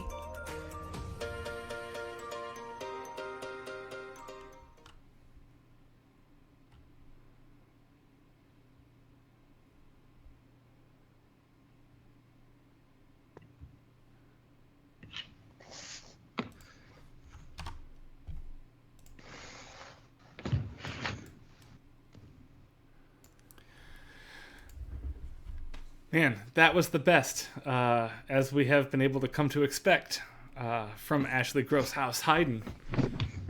All the rounds of applause to Ashley. Can you say it again with a little bit more of a guttural German R? No, I cannot.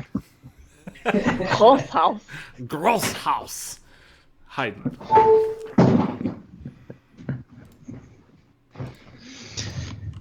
Wow. I mean, as I said in the chat, I was learning and I hate it. You know, I took notes. I mean, you know. You will learn in my class that you did not sign up for. In your classroom that I did not sign up for, yes. No. Do we have questions in the chat for Ashley? I think we do. Let's see. Who we got? From Andrew S. Powell. How do all these NG types relate to sonata theory types? Is there room for further intra-disciplinary study? So I'm really glad that someone asked this question. There is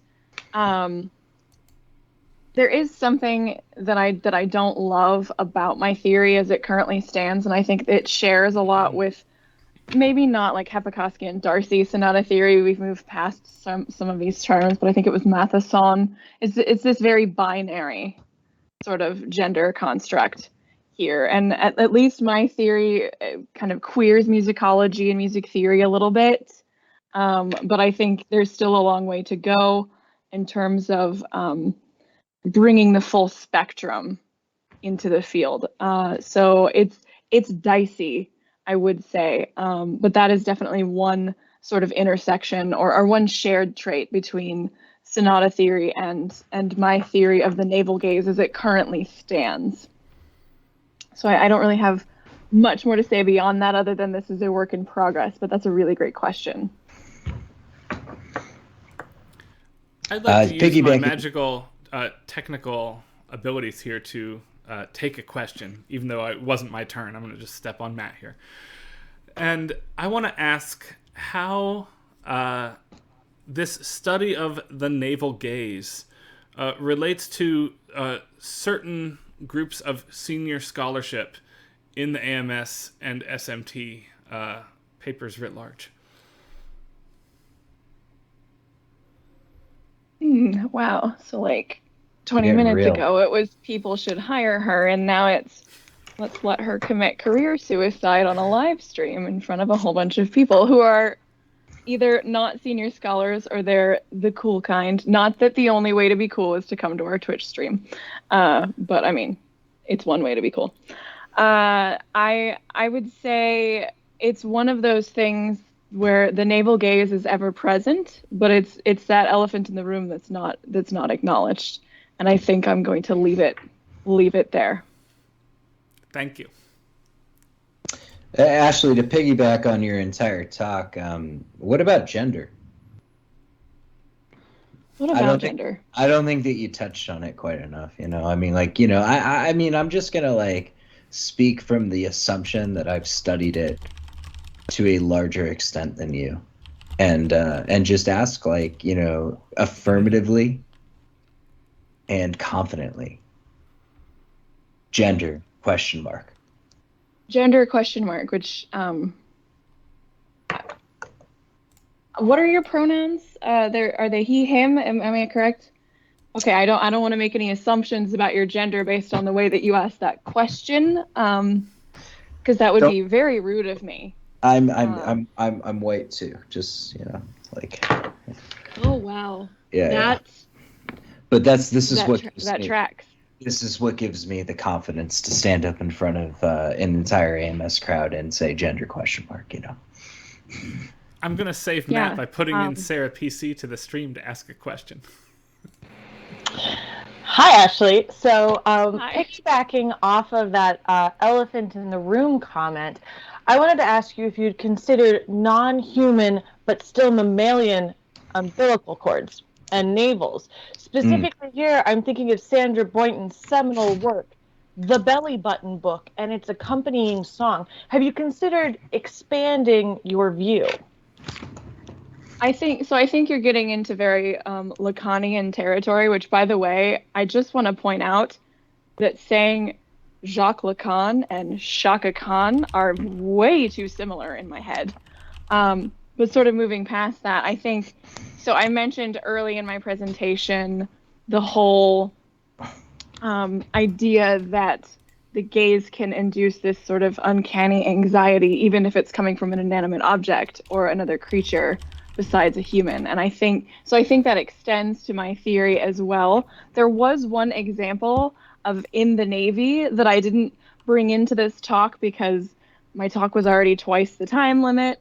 But it's the Muppets did a rendition of In the Navy, and they were dressed sort of vaguely as Vikings, so it wasn't a particular modern take on a naval force. And then there was some gazing through a telescope, but maybe because it's a children's program, although we see some racy things in Disney films sometimes, they didn't have an implied sexuality to it. The Muppets are a great example of why you can't just look at something in front of you and say, I have decided in my head that this has a particular gender. So the Muppets example was both complicated and beautiful. And so I think I definitely, to sort of give you the short answer to your question, yes, but I haven't gotten there yet. That is such a great question. Thank you. All right, Caitlin has a follow-up. Caitlin is muted on Skype. Thanks, Ryan. I'm gonna yeet myself off of Sarah's question. And have you thought about incorporating perhaps a fifth type of navel gaze involving oranges? Yeah, and that's a difficult question in terms of, do they fall under the type 1 or type 4, or are they their own separate category? And I think that is very similar to the whole idea of having animals, but then we get out of the animal kingdom and into the plant kingdom. I think that's a really interesting idea that, you know, even though I was using it as sort of a semiotic little signal for everyone, I hadn't really actually thought about literally considering inanimate objects or things in the plant kingdom or fungi, which then we get into the whole gender question again. Is he a fun guy, or like, how does he identify? I don't know.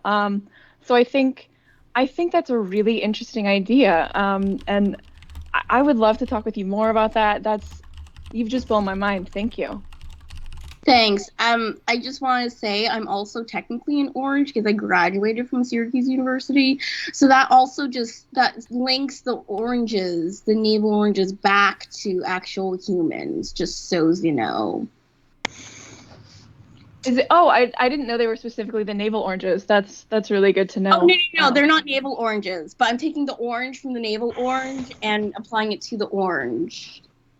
She cut out there, so I'm gonna have to go around and tell everybody, like, go navel oranges. I'm gonna look really smart because I know that now. So thank you. We've got a great question in chat from MagnetMan804. Question: do songs featuring the navel gaze generally contain umbilical cords? That's a really excellent question. Sort of tying together the whole panel, predominantly they do. Yes, I think I can say with confidence that yes, that is a predominant feature. I don't know if they're innies or outies, but they're there. Clearly, much more research to be done, and hopefully an entire panel on NG theory and collection, Cambridge Companion to NG Theory, forthcoming 2023, edited by Ashley Grosshouse Hayden. If we have no more questions, I think it's a good time, everybody, to thank Music Theory Augmented for her beautiful paper today, and also for all the work that she did to bring all of this together. Thanks, everybody.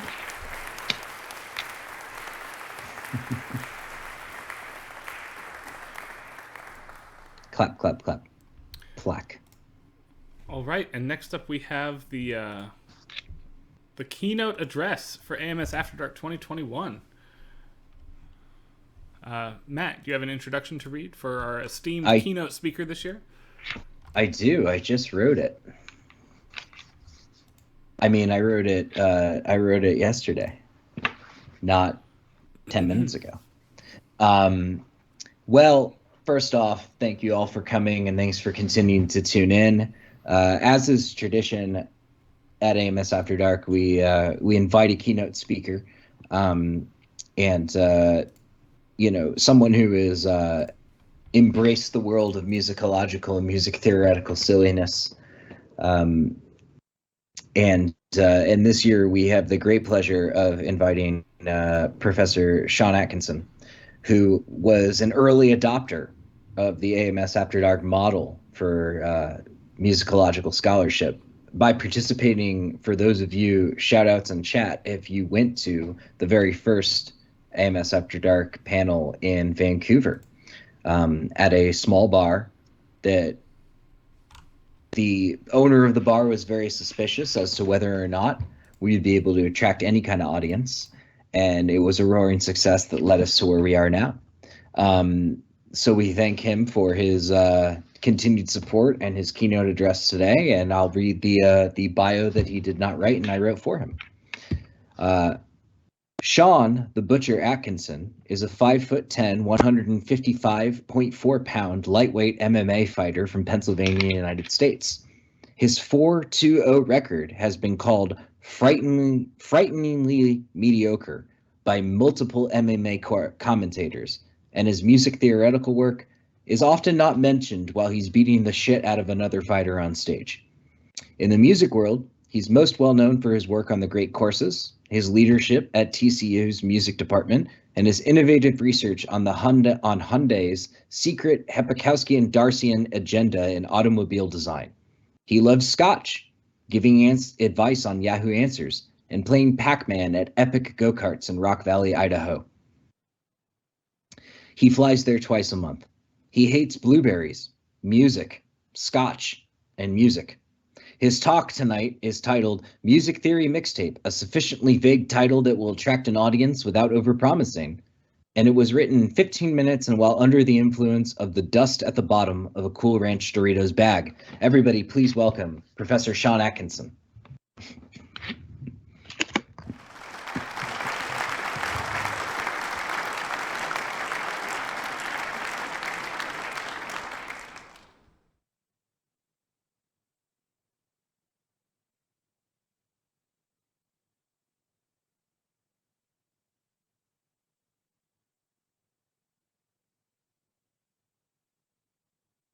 I'm with you. I can't wait to see what happens.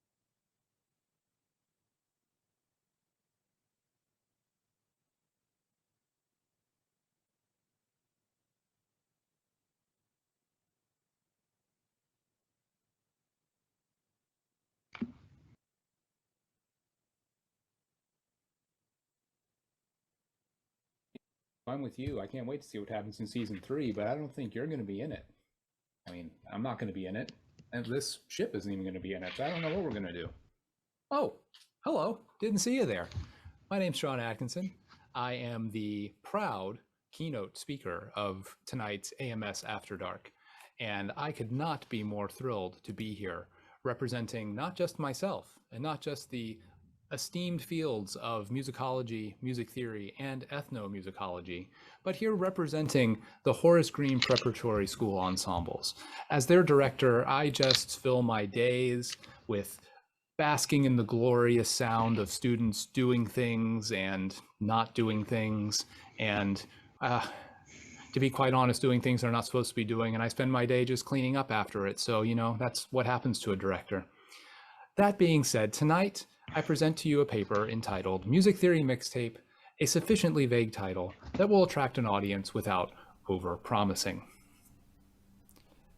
Now, before I go too much further, as many of you know, here at the Horace Green Preparatory School, we're in a bit of a bind. We've been forced to let go of our head football coach recently, and so the athletic department at Horace Green Preparatory School has asked me to begin tonight's keynote address with a plug for the search for our next head football coach.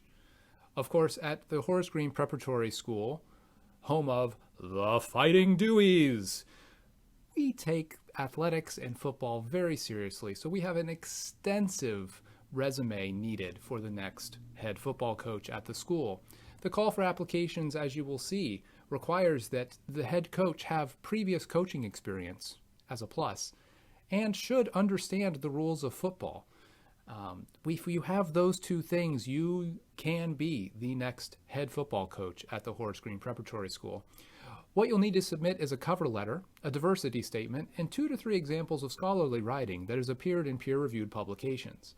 But make sure it is in the real ones. That would be Football Spectrum, Football Online, Journal of Football, and Football Analysis.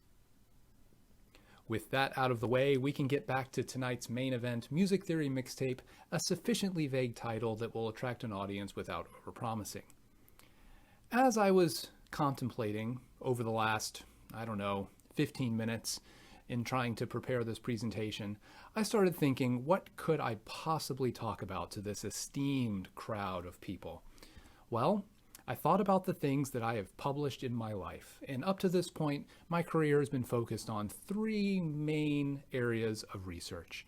1, the singer-songwriter Billy Joel. 2, the music that exists in the realm of video games. And 3, the minimalist composer Steve Reich. So the question becomes, how could I possibly combine all 3 of these disparate activities into one single keynote presentation? Well, that is indeed what I will attempt to do this very evening. So tonight, I present to you the altered keynote address, Billy Joel, video games, and somehow I will work in Steve Reich, a case study. Now, for those of you in academia, which I think is most of you, the addendum, a case study, should present a big, giant red flag for you, because as most of you know, anything billed a case study is usually code for, I don't have a clue what I'm talking about, and I'm going to do the best I can, just bear with me, please. I do know this from experience.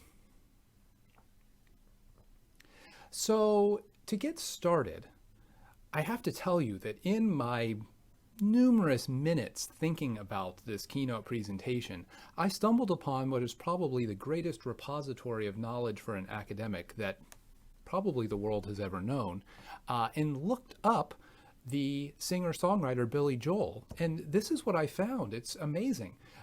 Billy Joel, otherwise known as William Martin Joel, is an American singer-songwriter and composer.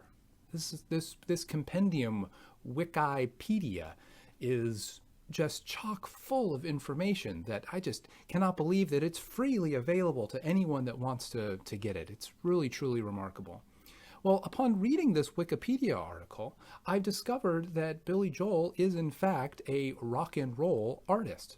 And so I started thinking about video games that contained rock and roll, and this led me to the video game Rock Band. For those of you that do not know, Rock Band is a game where people, usually groups of people, play plastic toy instruments in an attempt to look like professional musicians, and they try to get a high score by mashing the right buttons in time with whatever song happens to be playing.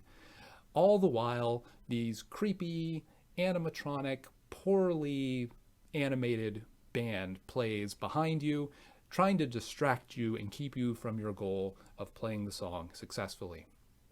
So, there is an opportunity here. Is Billy Joel in a video game in the form of Rock Band? Well, sadly, no, until The Office.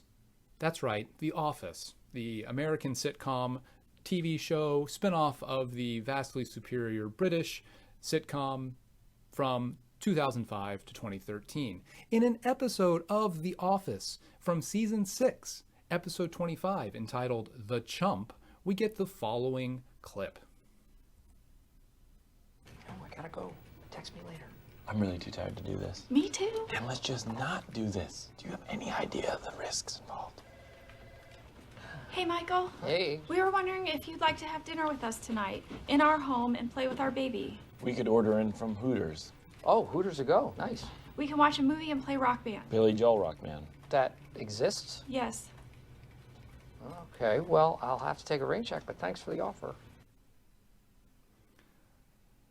Let's go down this rabbit hole, shall we? The Office, Rock Band, Billy Joel conspiracy, a timeline.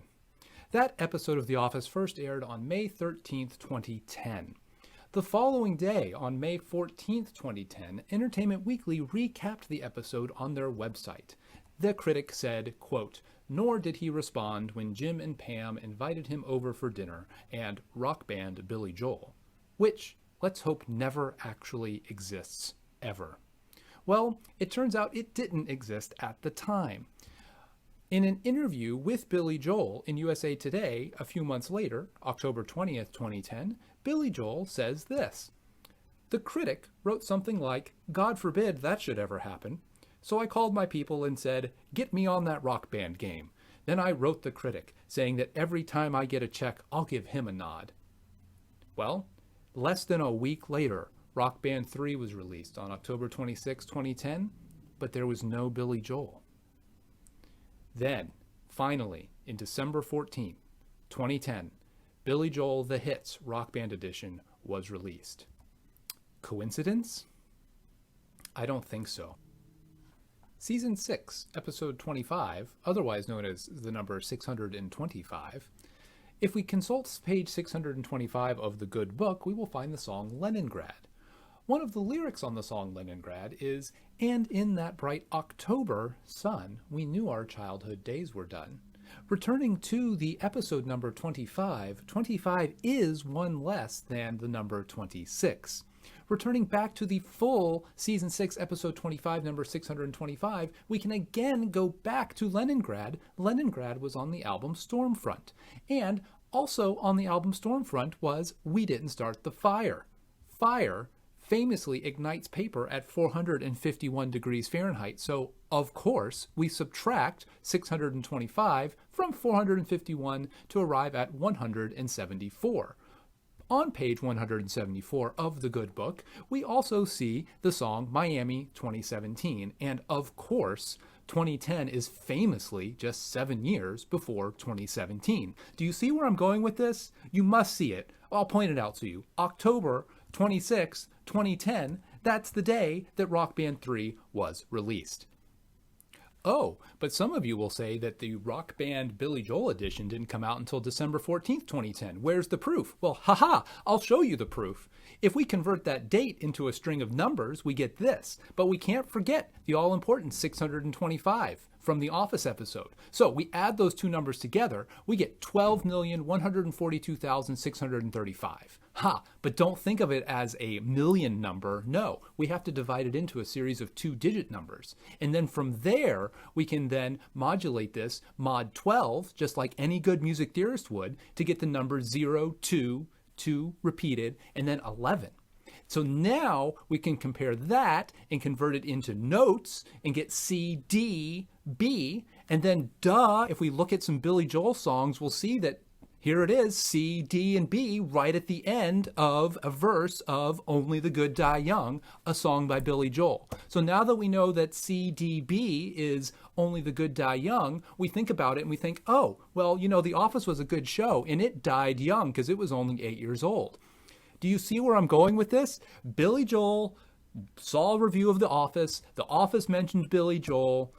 The Office mentioned Rock Band 3. Rock Band then had a Billy Joel song after that. Within a year of that happening, then Billy Joel said he wanted to be on Rock Band. It's obvious to anyone that's paying attention that this is a big conspiracy.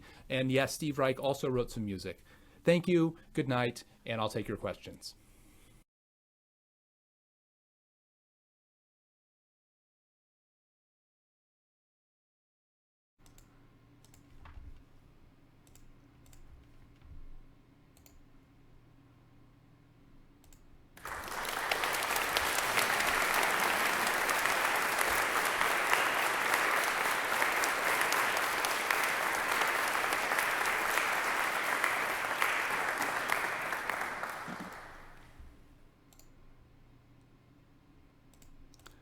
All right, everybody, please welcome Sean Atkinson to AMS Afterdark 2021. Hello, everybody. Bring in Matt again as well. There he is on stream. Oh no, Matt is vanished. All right, well, I will take over moderation duties here instead. Sean, thank you so much for this amazing talk. This was absolutely tremendous. My first question for you. It was a true honor to be invited, so thank you. Only the best for AMS Afterdark, and we certainly count you among them. My first question for you is, where'd you get that T-shirt? That's badass. So I got this T-shirt on, I think it's a little known website called Amazon.com. If you've not heard of it, you should check it out. They sell many things on that website, and this T-shirt is one of them. So you can get it there. All right. Thank you very much, man. It's so rare to have somebody actually answer the question that I've asked. I almost don't know what to do with myself. Well, don't get too used to that. We have a question from Beef Oven in the chat. What are your thoughts on how Billie Eilish samples The Office in her first album's song, My Strange Addiction, and she also shares a first name with Billy Joel, and her songs appear in Rock Band? They assert that this cannot be a coincidence. No, I don't think it's a coincidence either. I think that will, fit straight into the conspiracy I mentioned here this evening. My advice to you would be to really dig into the numerology surrounding Billie Eilish. Pay attention to things like her birthday, significant events in her life, and what date and time those occurred, and really dig deep and to try to figure out what the connections are there. Because it sounds like there's something there. You're onto something. All right. It's Pizek has a question in the chat. That we didn't see any evidence in the talk, so they're just assuming that Steve Reich did not write any music. And as a corollary, the only 21st century composer in Civilization 4 is John Adams, further adding evidence to the idea that Steve Reich did not, in fact, write any music of any kind. It's very possible, yes. I can't argue with that logic. It's unassailable. We've got a question from Caitlin. I'm going to put her live in the chat as soon as Skype windows telling me that our Skype folks are chatting to each other in the chat keep popping up. You all are blocking my window that lets me put people live. Give me 1 second here. Let's see. Caitlin needs to be made live. No, go away, Skype chat windows. There we go. Caitlin, go ahead. Hi, Sean. What a fascinating talk. I just have this one little question. How did you see inside my brain? I don't know. It might be on the syllabus. You should check out the syllabus and see if the answer to your question is there. I'm not a music theorist. Well, I'm sorry that you're not a music theorist. There's time to turn that around. You can always, change direction and and find sort of the true path towards salvation.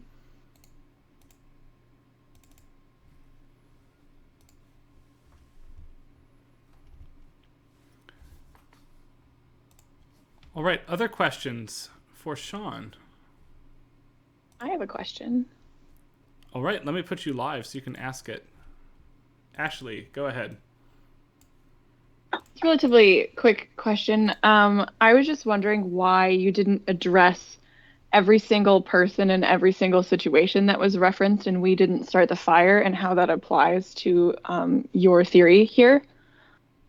I mean, it was a 10-minute talk. I could only give you what was pertinent to this particular topic, but I can show you. I don't have it here. I'm not in my office, but I dutifully researched every single person and event mentioned and we didn't start the fire. And folks, this is the tip of the iceberg. This goes way beyond The Office. This goes way beyond Billy Joel. This might even solve the answer to global warming. That's, I know that's a big thing. That's a big reveal, but that could very well be the case here. Is that because if we can identify what started the fire, we could stop it? Is the fire coal? I mean, yes, it is, and you've done it. You've figured it out, and I think that my work here is done. I've discovered. I've brought to you the conspiracy, and my folks, my people have taken the baton. Go forth, spread the good word. Coal is causing global warming. Thus, say Billy Joel in The Office. All right, Habeen has one quick follow-up question. I'll put him on the stream. Sorry about random window placement here. Go ahead, Habeen. Certainly.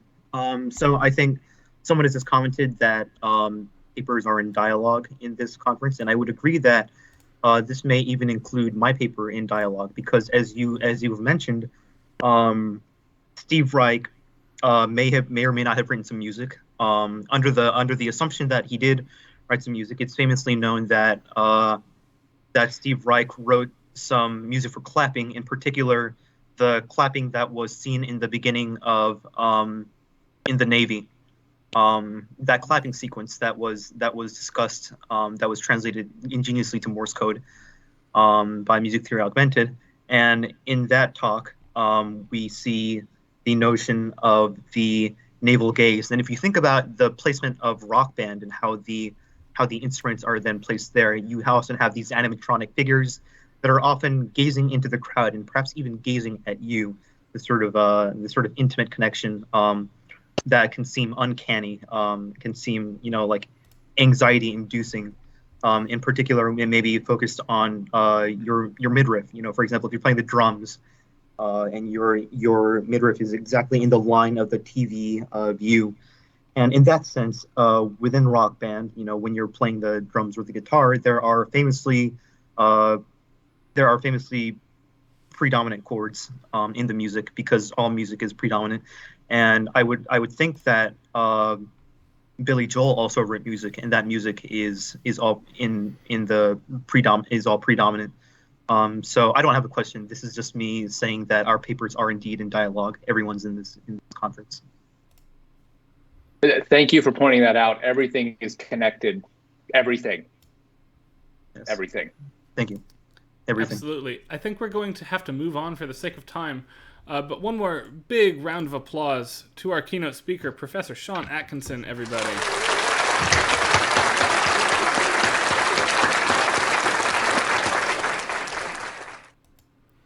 All right.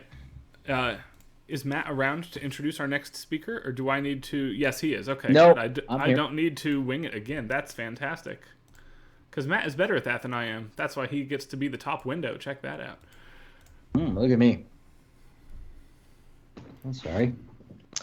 Well, thank you all so much, and thank you to Sean Atkinson for taking some time off from the ring to come and meet with us tonight. And we wish him best of luck in his fight against both Jake Paul and Floyd Mayweather to be viewed on pay-per-view. Yeah, Matt, I wanted to say one more thing, that everyone, 2 things in that bio were incorrect. Everything else was true. You get to decide what the 2 false things were. Hit that in the chat or on Twitter. Yeah. Wonderful. Well, we're moving right along here. I thank you all so much for sticking with us. To our third paper session, entitled Obligatory Historically Informed Plumbing Panel. And this is just coming out of our approach at AMS Afterdark to make sure that we are including all areas of the house in our historical analysis, and historically underrepresented areas of the house, such as plumbing. We have a beautiful paper by Sarah Pozdrack-Chenevi, and I will introduce her now. Sarah Pozdrack-Chenevi is an American scholar who specializes in the music of anthropomorphic animals at children's arcade pizza restaurants that are not Chuck E. Cheese's in Northwest Kansas. Her article, How Many Squirrels is Too Many Squirrels, was met to critical acclaim, as was her follow-up, 7. She holds the New Hampshire record for the amount of jawbreakers licked in 52 hours and is very good at Scrabble. Her newest research is based on an ethnographic project amongst the Mario brothers in Mushroom Kingdom, Scotland, and her talk tonight is called Men's Evil Manners Live in Brass, Their Virtues We Write in Water, Analyzing Hydroacoustic Phenomena in Bathroom Plumbing. Please join me in welcoming Professor Dr. Sarah.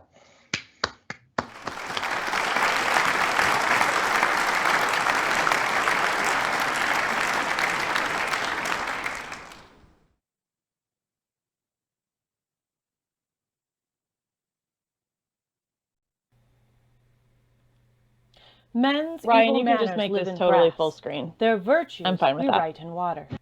Analyzing hydroacoustic phenomena in bathroom plumbing. Triple Concerto for Faucet, Water Pipes, and Fiddle is a landmark work in hydromusicology, but the hydroacoustic phenomena that are integral to its form, orchestration, and very nature have gone hitherto unexamined. In this presentation, I intend to rectify this oversight, drawing on experimental data, hydraulic models by senior water engineer Ben Chenevey, and my own lived experience with a noisy faucet. First, however, a brief overview of the history of hydromusicology is in order. The earliest work we can discuss is Handel's suites in F major, D major, and G major, which are known collectively as water music. They premiered in July 1717 on the river in Thames. However, despite the name, water played no role in its orchestration and was limited to scenery.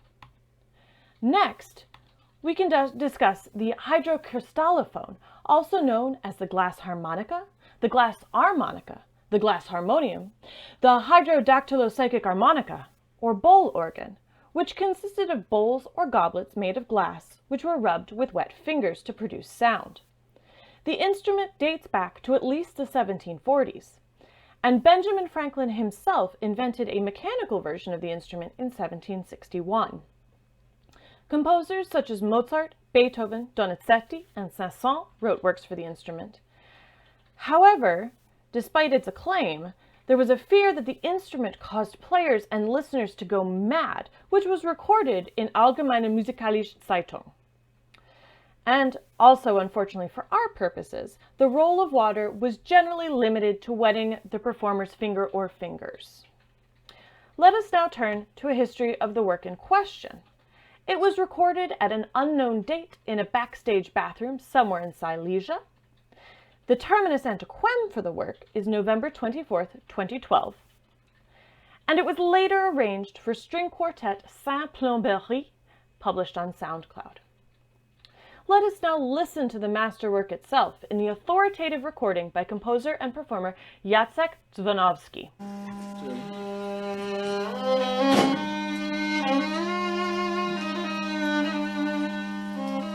Koncert na kran i skrzypce.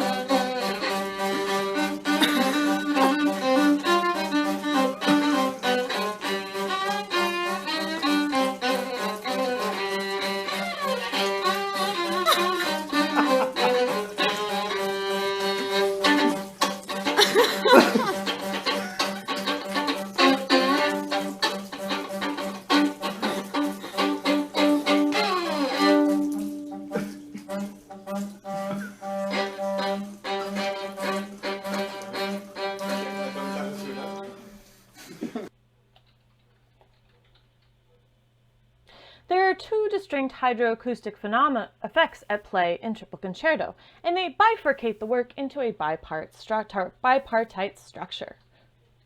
The A section features a sustained drone on a sharp G3, approximately 199.654 Hz, played on the faucet, which accompanies an improvisatory sounding fiddle part, with a melodic emphasis on augmented second intervals. The B section is defined by the faucet part's rhythmic, pitched ostinato on a flat G3, approximately 192.408 Hz at 200 BPM.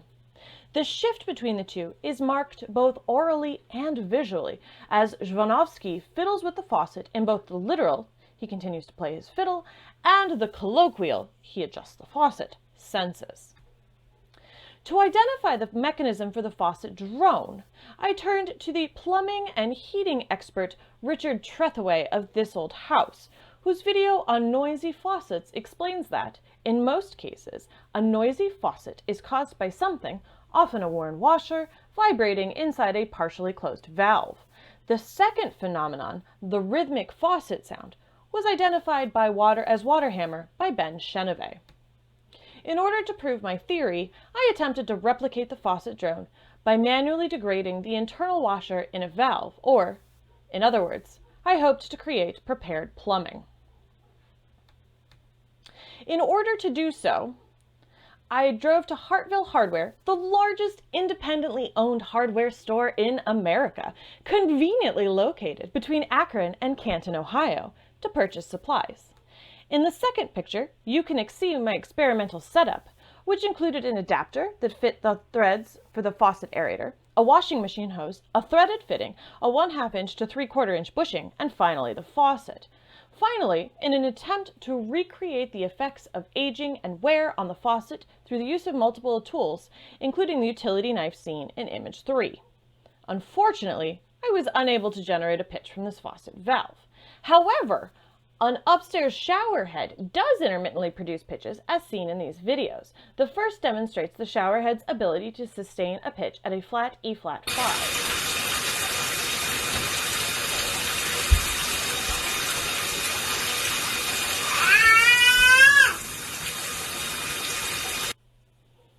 The second video shows the range of possible pitches.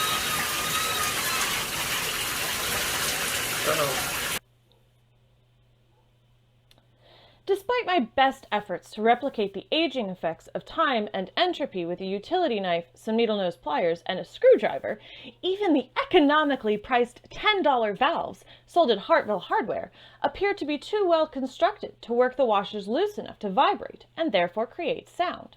The pitch produced by the shower head is substantially higher, though this may be due to a thinner washer, faster water flow, or another factor yet undetermined. Next, we turn to water hammer, which is also known as transient pressures, and denotes pressure waves that travel within plumbing. These waves move at a higher velocity than the water flow itself, kind of like a ripple in a pond if the ripple moved very fast and the pond were a pipe. My partner Ben Chenevey, PE, specializes in water modeling, and he mentioned transient modeling at dinner, so I requested his assistance with this project. He was able to replicate the frequency of water hammers seen in the Triple Concerto, approximately 200 BPM, in the industry-standard simulation software Bentley Hammer. As we are running low on time, I will have to speed through some of these next slides. Briefly, here is the faucet he designed. Here's a quick look at the parameters. I know you can really study these in detail here. And here's the waveform that resulted from all of his hard work. In conclusion, noisy faucets appear capable of producing sustained pitch, but appear to be the result of serendipity, divine intervention, cheap plumbing fixtures, or some combination thereof. Water hammer is more predictable than a noisy faucet, but causing it at a specific tempo would be difficult to do on stage. Ultimately, performing this work in its original orchestration will require the services of a skilled and creative plumber. Thank you.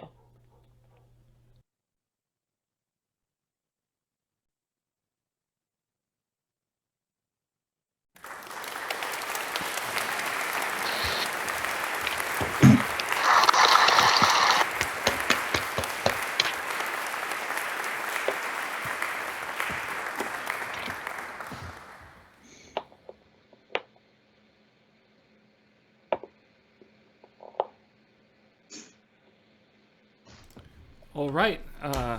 Thank you to Dr. Sarah PC, PhD. A combination of sounds I relish speaking at every opportunity I get to introduce you. So much fun. Contrary Motion has no question, but would like to note to everybody, with considerable moral outrage, that leaving Palestrina's Sicut Servus ad Fontem out of your brief introduction to the history of aquatic music is typical of the systematic erasure of woodland creatures from the hydromusicological canon, and that you need to do better.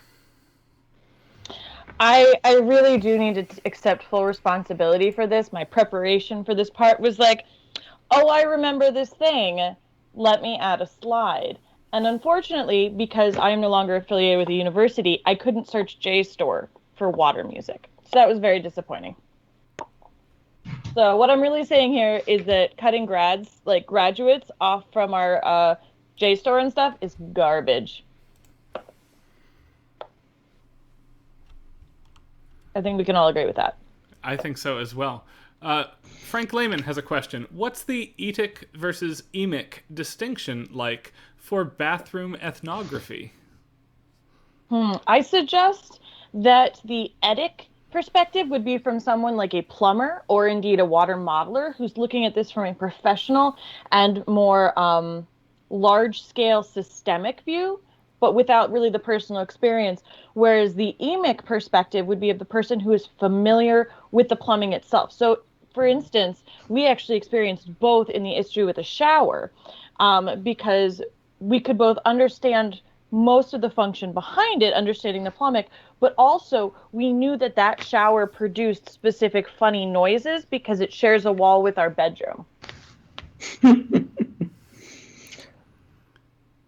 Beef Oven asks, have you engaged with iChime's work on underwater opera in your hydromusicological pursuits?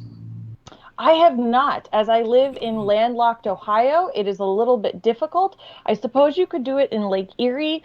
That's about an hour away, though, and I don't think any of the rivers around us are quite deep enough to have a full opera. I'll have to check into that, though. And Musicologist asks, have you considered Tan Dun's Water Concerto as an extension of this work? I have not, but I think that would be an excellent next step in this work.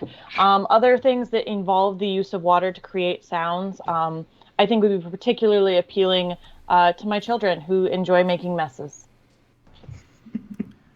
Music Theory Augmented chimes in. Yeah, these questions are really fantastic. How do the acoustics of the space impact the hydromusicological canon? For instance, is it possible to have a dry hall for this type of music, or only a wet hall? I think that really depends on the skill of the plumber that you have engaged for this purpose, because not only will they have to deal with getting the water into the hall, they're also going to have to come up with some way to remove it as well. So we saw in the original work, because of the way the faucet was situated over a sink, it already had an existing drain to take it away to the sanitary sewer system. However, given that we are trying to be more ecologically friendly, we might want to actually route this to the storm sewer system. Although in the example of cities like Cincinnati or even Akron, which have combined sewer systems, this might be a moot issue. You know, it occurs to me that this has a lot to say to Music Theory Augmented's paper on the navel gaze, in particular of the naval supremacy over the water. In which case does NG theory perhaps complicate your theory of water moving freely? Well, I think the naval issue, which, as you said, is literally putting ground above water. It really is a dry land supremacist idea that we can artificially create this dry space for people to stand upon the very water. I think my efforts to examine hydromusicology will indeed suggest a reversal. We will now have more water over dry land in places that are conventionally dry. And I think that gives a lot, this minimalized, this negated because of humanity's dependence on hard surfaces to walk upon, with one perhaps historical, perhaps mythological event notwithstanding. In the modern era, there's really this focus on dryness, and giving a sense to our wetness and bringing that vitality of water, which is so essential to life, into the concert hall, I think would be really revitalizing. To piggyback off that, music theory augmented brings in who is the gazer in that instance? The naval humans or the water itself? This ascribes a sense of agency to the water, which calls to mind in Frozen 2 the plot point that water has memory, which scientifically is problematic, but has these metaphysical overtones. With the entire Overtone series, does the water itself have agency? Does it have memory? I don't know that we know the answer to that. My goodness. So much to think about. And I also wanted to briefly, I see Sweet Hot Lick 69 discuss the difference between soft and hard water and how this relates to Mollis and Duras pitch space. There the issue is one of dissolved minerals in your water system, likely from groundwater if you're using a well or tied into a water service that derives its sources from groundwater, in which case you might want to test, see how many grains of hardness you have, and install a water softener. Well, I think in conclusion, Sarah PC really puts the pH in PhD, and we'll have to that's me channeling my inner Dan Bloom, and we'll have to leave the rest of the discussion for our for Twitter and Twitch chat and all of that. But everybody join me in thanking Dr. Sarah PC for her wonderful talk on plumbing. Thank you so much for having me, and thank you for your excellent attempt to mispronounce my last name. It was a good one. It was close. I wrote down some IPA on how to do it again, and then I lost the paper. There's literally nobody calls me that whole thing. It's just Sarah PC. Yeah, Sarah PC. Wow. Thank you for having me. I appreciate you in taking it in stride, and thank you so much for your wonderful paper. I want to quickly add to Sarah PC that your ability to read Twitch chat in real time, not to mention the fact that you are also a fellow ludumusicologist, qualifies you to swing by our Thursday night streams whenever you flip and feel like it, because we would love to have you on any Thursday you're free.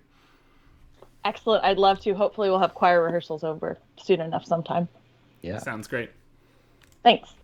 And y'all, Bardic Knowledge's streams are so great, and anybody who's tuning in right now, it's as easy as just typing in the same URL that you typed in before. You can also subscribe to Bardic Knowledge using your Prime account. If you're not using it for anything else, it really helps them out. And there's just some great content on here for you to enjoy Thursday nights. I mean, what are you doing on Thursday night? You're probably grading, right? And you can grade with some really cool stuff from Ryan Thompson and friends in the background and learn a little bit about ludomusicology and some cool video games. Yes, and a quick snark from someone who I'll leave anonymous for snarking at me over the Skype chat. I do not play a lot of Animal Crossing, but do you know who does is our tremendous moderator, musicologist, aka Dana Plank, who would love to take a Thursday to play Animal Crossing, I suspect, at some point. Especially if the person who just chimed in would like to be a guest on the stream that week and chat about it with us. So let's be in touch about that. You know what, Bardic Knowledge, just in just to talk about video games, like I really only play one video game ever because I'm pretty lame and I'm bad at them, but I like Stardew Valley, and it could be fun for us to do like a musicologist Stardew Valley farm where like all of us get in and do some crazy stuff. That could be fun. Yeah. I did not pay Matt to say that, but it sounds like I did, doesn't it, Dana?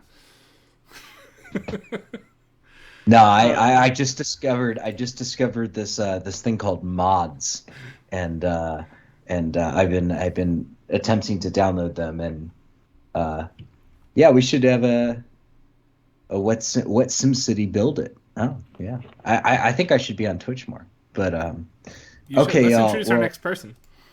Yes, absolutely. So we're moving on to our final paper session of the evening with paper session 4. Wave your lighter in the air. And our next presentation is by Justin Frankeny, who I will introduce now.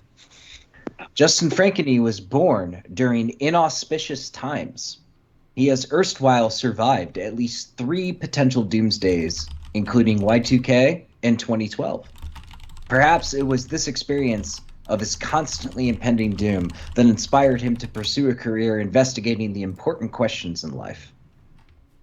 From the hidden meanings of Smash Mouth to what would happen if you put the lyrics of Fireflies by Owl City through every language in Google Translate and then translated them back into English. Some say that if you listen closely to the bubbling of the Ohio River, you can hear the ghost of Andrew Carnegie weeping for Justin's return from whence he came. Everybody please join me in welcoming Justin Frankeny with his paper entitled Smash Mouth and Das Gift of Rock. It's not bad, you just don't get it. Everybody join me in welcoming him. Thank you so much for that introduction, Dr. Donnelly. Can everyone hear me? Okay, excellent. Yes, we can hear you. Let me put you live here because I don't have a video for you. I have to put you live to the stream.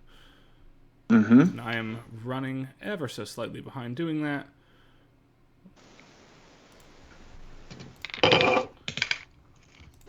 All right, you are now live. Do you want to share your screen with us here? I am attempting to, but alas, it is not going well.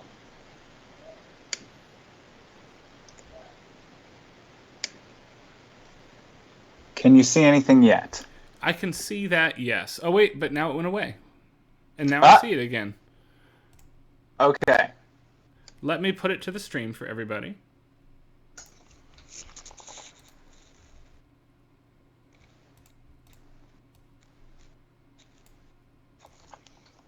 All right, there, we can see it. There you go. Okay, excellent. Well, it's the holiday season again, and if you still haven't found that special gift for your special someone, fret not, because I present to you today a gift that is sure to blow their stockings off.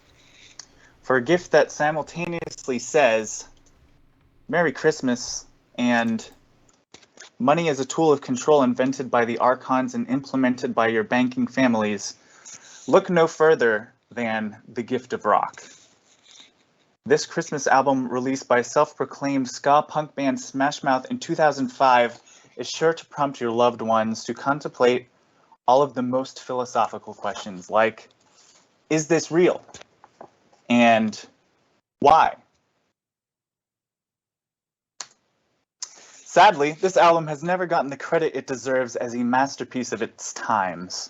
In 2018, anonymous Canadian Amazon customer wrote, "There are very few things in this world that I wouldn't choose over having to listen to this again.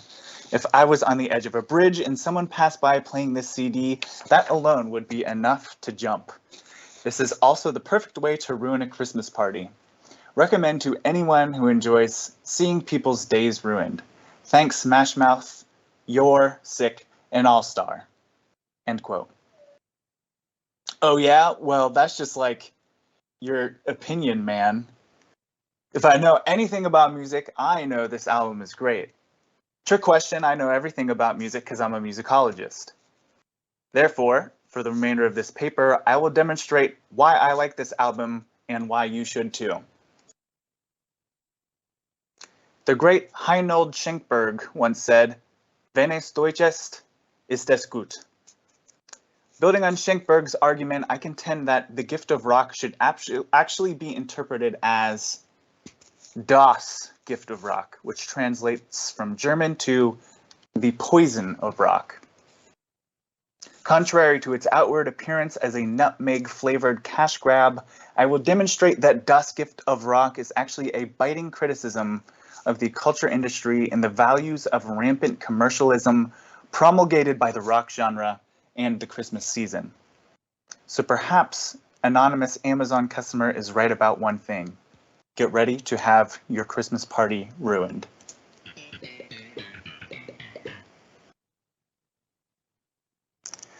Let's begin with track 9, appropriately titled Come On Christmas, Christmas Come On.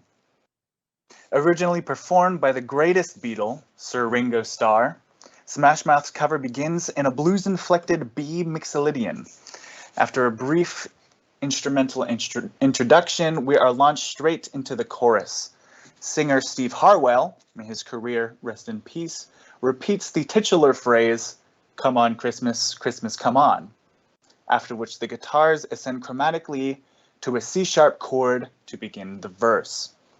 However, it is not until the very last chorus that Smash Mouth gives us the satisfaction of extending the chorus to after the modulation to C-sharp for another two "Come on Christmas, Christmas come ons."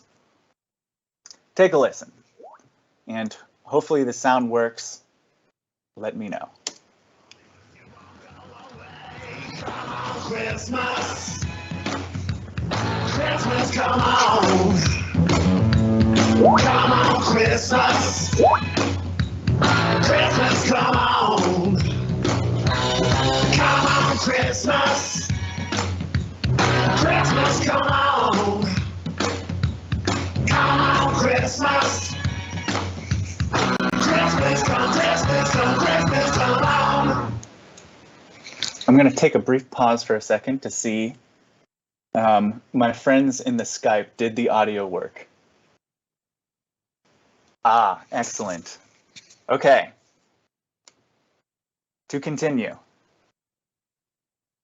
The abrupt upward modulation with which Smash Mouth ends this piece represents the gradual expansion of the Christmas season as the culture industry seeks to expand its profits on the tasteless commodity that is most Christmas music. That we today encounter Christmas music as early as October demonstrates the uncanny clarity with which Smash Mouth predicted the future in this 2005 album. It is for this reason that they end "Come On Christmas, Christmas Come On" after this sudden modulation to C-sharp mixolydian. Smash Mouth leaves the song open to interpretations that continue this upward modulatory journey indefinitely. Why stop at C-sharp when the culture industry refuses to stop at the day after Thanksgiving to start playing Christmas music?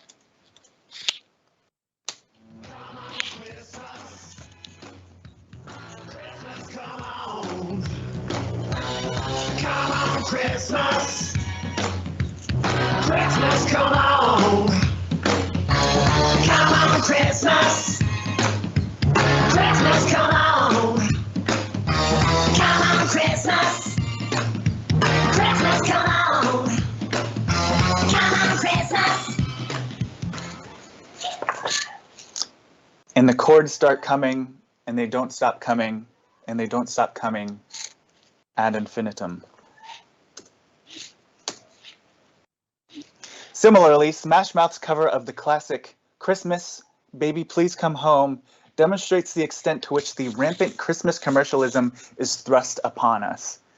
At 1 minute and 48 seconds, Steve Harwell gifts us with an expanded vocal interpretation of the final chorus. Using his famously rugged and sultry vocal abilities, Harwell incessantly repeats the "please" of "Baby Please Come Home" with reckless abandon until all semblance of pitch is lost, all under the guise of rock music aesthetics. At the same time, there is a subtle hint of pain, even desperation in Harwell's voice. Has he himself been vergifted, poisoned? By whom and why? Well, Harwell's vocal delivery is a commentary on the expectations and laborious requirements on the bodies of the commoditized rock and roller.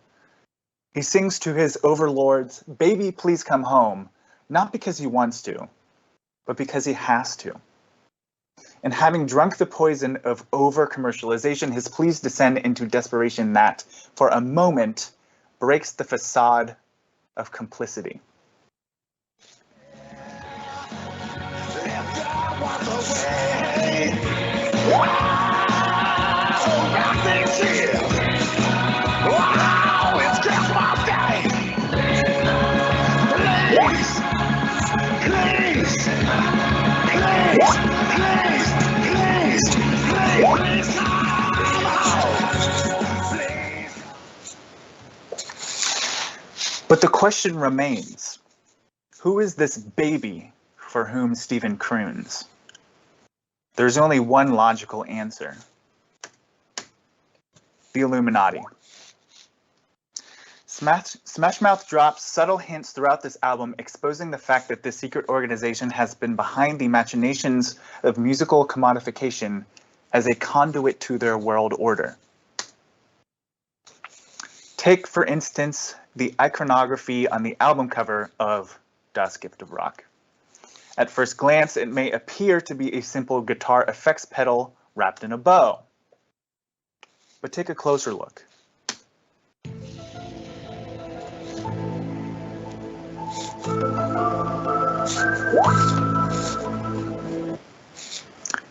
Closer examination reveals a preponderance of triangles, icons of the infamous Eye of Providence. Thus, while disguised as court jesters performing at the whim of their Illuminati overlord, Smash Mouth has been trying to warn us about the dangers of their so-called world order all along. In conclusion, I would like to offer 4 universal standards that signify the greatness of any Christmas album. We should always ask ourselves, does this album communicate the dangers of rampant commercialism during the Christmas season? Does this album have a title that would be improved by a little bit of German? Does this album expose the world order of a secret society said to have been dead since the 18th century? And finally, does this album have Steve Harwell's voice? If you answer no to any of these questions, the artistic worth of said album must be cast into doubt. So suck on that, Amazon. Irrefutable musicological evidence that my opinion was right all along.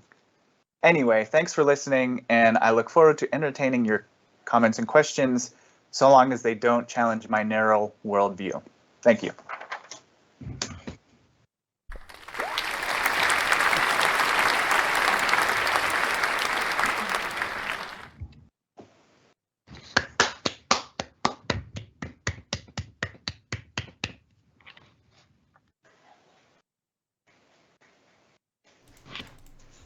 All right, let me put Matt back live. Where did he go? Oh my I'm gosh, here. there's I'm here. So many more people. So many more I'm text here. windows in Skype. There we go. Matt is right there. Check that out. Look, I'm still good at this kind of. It's not like I teach this or anything. All right. Matt, take it away. Well, informative and amazing paper. So much to think about and so many questions. From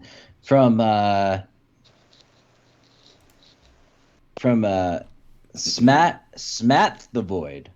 Sma the Void. Can we consider the / Das Gift of Rock as an incidence of the quote All-Star by Smash Mouth meme? For that matter, could we say the same for this very presentation? How do these works relate to each other? Thank you so much for that really excellent question, Dr. The Void. It is a very poignant question, very important question, very timely question. So good. It's a question for the books, specifically the book that is the greatest questions of all time. Thank you so much. Next question, please. Okay, I love it. Ooh, Yeah, I'll jump in and take the next question because I want to ask my own. I would love to hear your thoughts on how your central thesis ties into what sociologist Tressie McMillan Cottom has described as the Hallmark Christmas Movie Universe, or HCMU. Mm-hmm. Well, if I had to guess, I would say that that question is about sociology, and while I don't claim to be a sociologist, I do claim to have read the Wikipedia article about sociology. And what I can tell you is that, thank you. Next question. Wait, Ryan, I have to ask, is HCMU a real thing? Because if it is, I think I'm switching strategic focuses. That is actually the acronym that she has ascribed, and if you don't follow her on Twitter or on her writing, she is a amazing sociologist and scholar on does public work, and she talks about Hallmark movies. Yeah, that's semi-legit source for that question. It's like so frequently this year I've had the thought like I chose the wrong discipline, not because I don't love musicology, but because there's like so many fun things that happen elsewhere, and that is like, that's a big one. Like I would love to do that. How about this one? This is good. Question from Beef Oven. If Adorno were alive to witness this masterpiece, do you think it would affect his views on the emancipatory potential of mass-produced popular music? Yeah, totally. And it might actually, in fact, just bring him back to life. I can't say for sure, but Smash Mouth has that power. Thank you for the question. Musicologist. I just want to point out, we made it 2.5 hours before Adorno came up. I really thought it was going to be an Adorno-free evening, but nope, it's over now. Sean, you're used to SMT. In AMS world, there is no such thing as an Adorno-free evening. It is constant. We can hope and pray that one blessed evening could be Adorno free.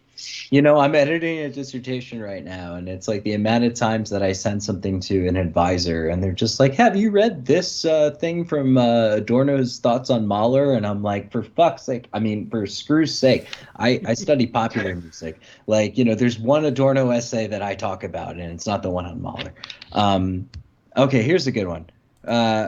Following from your third premise about exposing the world order of a secret society that said to have been dead since the 18th century, what are the intertextual resonances between Come On Christmas, Come On and the iconic What Can You Get a Wookiee for Christmas When He Already Owns a Comb from the landmark 1980 album Christmas in the Stars, given that Star Wars takes place a long, long time ago, perhaps in the 18th century, in a galaxy far away? And that's from Musicologists, of course. Lot to unpack there. Thank you for that excellent question. Where to start? Is the Illuminati the empire? I don't know. I don't think anyone knows. Maybe Smash Mouth knows. As far as the question of Wookiees, Steve Harwell has some pretty gnarly facial hair, so there's that. Excellent question. If you want to get in contact with me after the presentation, here's my card. You can just contact me there. I love it. Okay, so I think we're gonna have to move on to the next presentation, but we've seen the card. Everybody knows where to contact Dr. Frankeny. The brilliant shades with the blue reflection is just the icing on the cake. And thank you so much for that enlightening talk about Das Gift of Rock. It was my pleasure. Thank you so much for having me. Yep. Okay, and everybody, for our last talk of the evening, in our final talk of our paper session, wave your lighter in the air or your cell phone, I guess at this point. We're going to welcome Lior Schrag, who is the scholar in residence at the Arnold Schoenberg Retrograde Inversion Program, with his talk, 6 Songs I Think Should Replace the National Anthem. And I will read his bio now. Dr. Leor Schrag is most well known for being the head primate wrangler for the famous Scopes monkey trial, though claims to have no memories from before being found as the only survivor on a Turkish registered freighter off the coast of Malta. His TV credits include Distorted Blur No. 3 in Ghost Hunters and the lead depth charge in Das Boot. Dr. Schrag lives in Chicago, Illinois with several spiders and whatever it is that is whispering in his walls. If you wish to contact him for further information, he can be easily found using a Geiger counter. Please join me in welcoming for his talk on which 6 songs should replace the national anthem, Dr. Leor Schrag.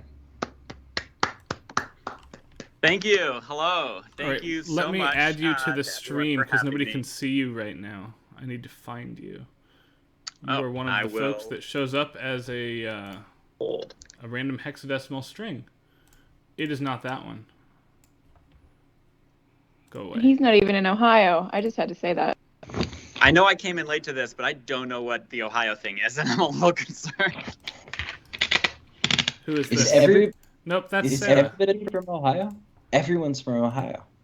I think I I need am to move only to Ohio. associated with Ohio by degree, not birth nor Who's current this living person? situation. That person is a But- blue Skype box. They're not a person. Who is? Am I the only New Yorker here? Yes. Shout out in chat Who's if you're a this New person? Yorker. Yeah, Yeah. violinist was for a while. All right, I'm going to Just do feel it like this way instead because I can't seem to add you normally. I'm going to cheat. I'm going to add everybody and then crop everyone that's not you away. Check that out. Oh, this is so much work for the worst presentation of the night, Ryan. There we go. Look at that. Now you are here for everybody. Look, I can fix things 4 different ways. All right. Do you want to... ooh, if you share your screen, I think it's going to go away, though. Try that for me and see what happens. Oh. I'm going to have to recapture you in one more moment here.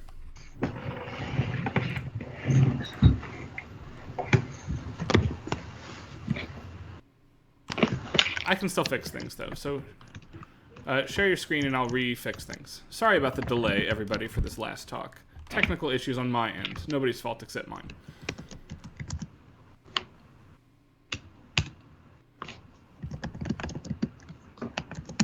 It's not letting me share my screen. Can you hear me, Ryan? Yeah, we can all hear you. Oh, okay, great. Sorry, I am getting an error. It's not letting me share my screen. Would you like me to play the video you sent as a backup? That would be so. You know what? Sure. Go ahead and play the video. I'll answer the questions in real time. That's so embarrassing. No, not at all. This is why we do things in advance. I will put the video full screen and I'll put you back up right after the video is done. Great. Thank you. Yes, no problem. I would just like to make a note before the video goes up that, with all of this research as musicologists and personally not the musicologists, the utmost objectivity was conducted with no bias whatsoever towards the following presentation. Thank you. Hello. Oh, before I do that, we have to add it again. Here. Oh, look at this. Okay. And now this goes away temporarily. There we go. Check this out. Okay. Let's start this video. Sorry about the technical difficulties, everybody. Here we go. Hello. If you are seeing this, that means my show did not end in time, and we will be having to use the pre-recorded presentation that I sent in earlier. I'm so happy to be here. Thank you so much for having me. I'm very excited to share this very real, very serious research with all of you, my wonderful contemporaries and peers in the musicological world. So excited to be here. Without further ado, let's get into it. Today, the title of my presentation is 6 songs that I think should replace the American national anthem by Dr. Leroy David Schreck. That's me. Let's begin. Option number 1, Smooth by Carlos Santana featuring Rob Thomas. This song, full of groove, lots of awesome rhythms. The Star Spangled Banner, composed by John Stafford Smith, lyrics by Francis Scott Key. Very boring. Absolutely no backbeat. Smooth by Carlos Santana featuring Rob Thomas, features the lead singer of Matchbox 20, Rob Thomas. The Star Spangled Banner does not feature even a single member of Matchbox 20. Smooth by Carlos Santana featuring Rob Thomas stayed on number 1 on the Billboard charts for 12 weeks. The Star Spangled Banner has never even charted. Pretty lame. Option number 2, WAP by Cardi B and Megan Thee Stallion. This song subverts the established stereotypes of the genre by giving women sexual agency. The Star Spangled Banner has absolutely no mention of gushy women, none at all. WAP by Cardi B and Megan Thee Stallion connects a range of interdisciplinary subjects in a rhythmically appealing tapestry of metaphor and simile. The Star Spangled Banner is single-disciplined and way too narrow of a scope. WAP delivers on its promise to swipe your nose like a credit card, while the Star Spangled Banner spreads lies and false promises with their land of the free rhetoric. Option number 3, Save Big Money by Bob Holton, commissioned for the Menards corporate jingle. It only has 1 verse, absolutely no problematic content. The Star Spangled Banner has 4 verses referencing problematic and racist elements of our nation's history. The Menards jingle by Bob Holton, it's direct, very straight to the point.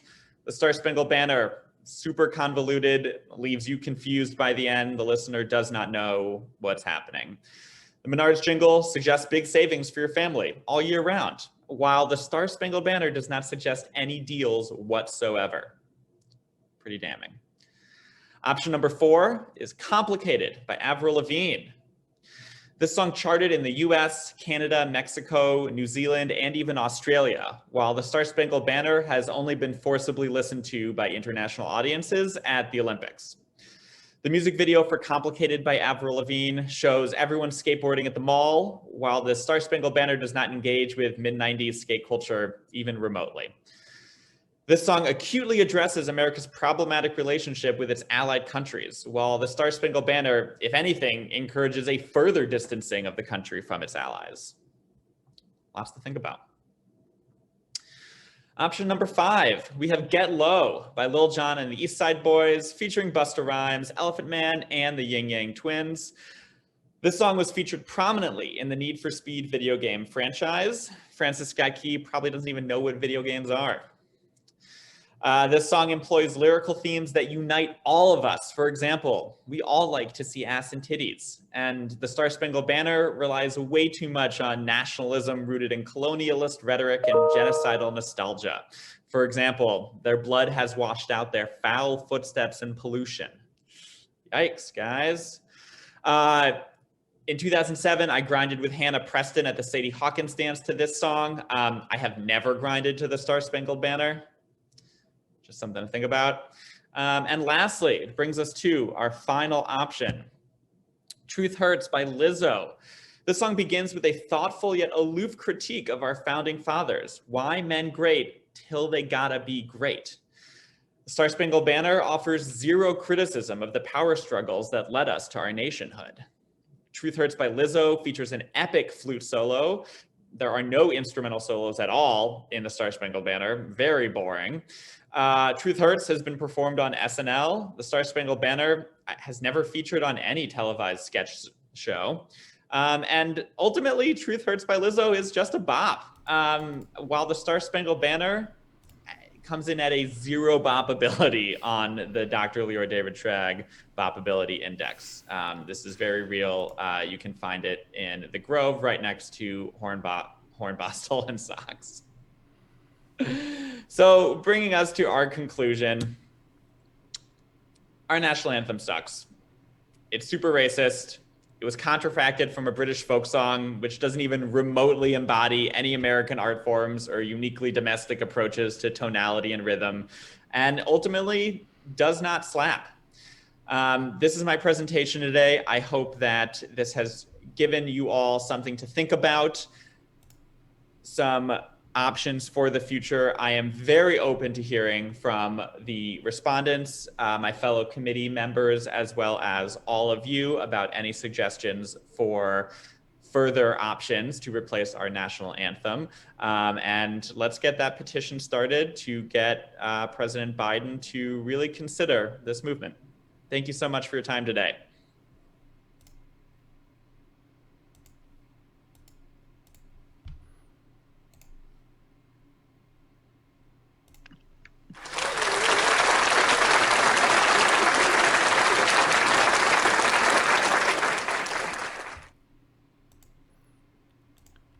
All right. Let me coordinate my microphones and my screens. There we go. We'll get Lure up for everybody. Should be visible on stream now. And so should Matt now. There we go. Again, apologies for like the live editing of all of this. My own Twitch class students know that I don't like it when people move windows in real time. This is a lot of windows. Exception tonight. Oh my goodness. I mean, just want to say, I mean, dear Lord, I mean, I've loved all the presentations tonight, but this is exactly what I imagined when we founded this thing, like so back in the day. Oh my gosh. All right, questions. Besides why Choices by UB40 is not in there, which or the backwards Choices if you've ever seen it, which is great. Who we got? This is They Reign. Have we considered commissioning President Jojo Siwa to write our new national anthem? This is a phenomenal question. And as someone who brushes their dog's teeth with a Jojo Siwa official merch toothbrush, I could not be more in support of this movement. While I can't personally make a selection from her discography, I am totally fine with throwing a dart at Spotify and whatever it lands on, taking one. Great question. I'm going to hijack and just return to the topic of smooth, which I think and maybe we should, before I do this, maybe we should take a Twitch chat poll of the 6 suggestions that were mentioned. Everybody put up what they think should be the new national anthem. Everybody do that. What do we got? Like, what's the vote? Well, I talk about smooth and why it is. Okay, Lizzo, Lizzo, Lizzo, Lizzo, Lizzo, Lizzo, Lizzo. WAP. Okay, so it seems like my Canadian husband thought they were Canadian, and now he is sad.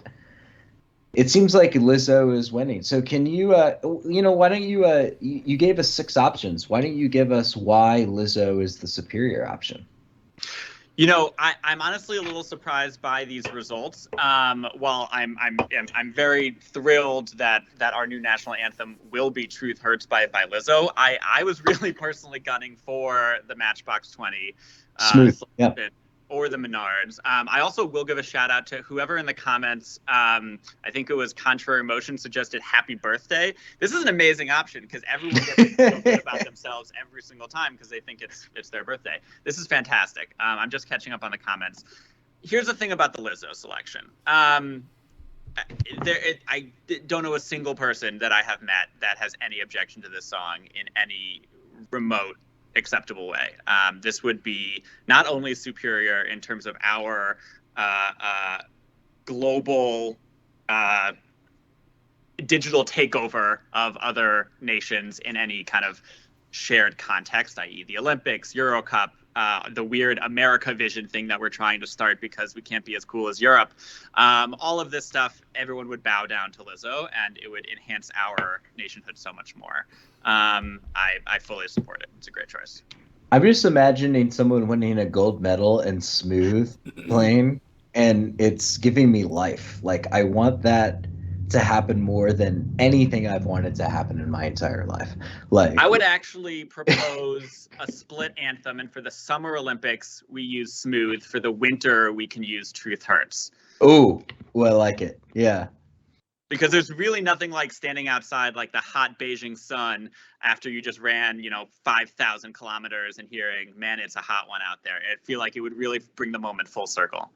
The thing about Smooth too is like there's nowhere I've been in America where I haven't turned on a random radio station and not heard that song. Like it's been what, like 20 years and I still hear it. Okay, so Musicologist asks, as stated in the United States Declaration of Independence, quote, "We hold these truths to be self-evident, that all men are created equal."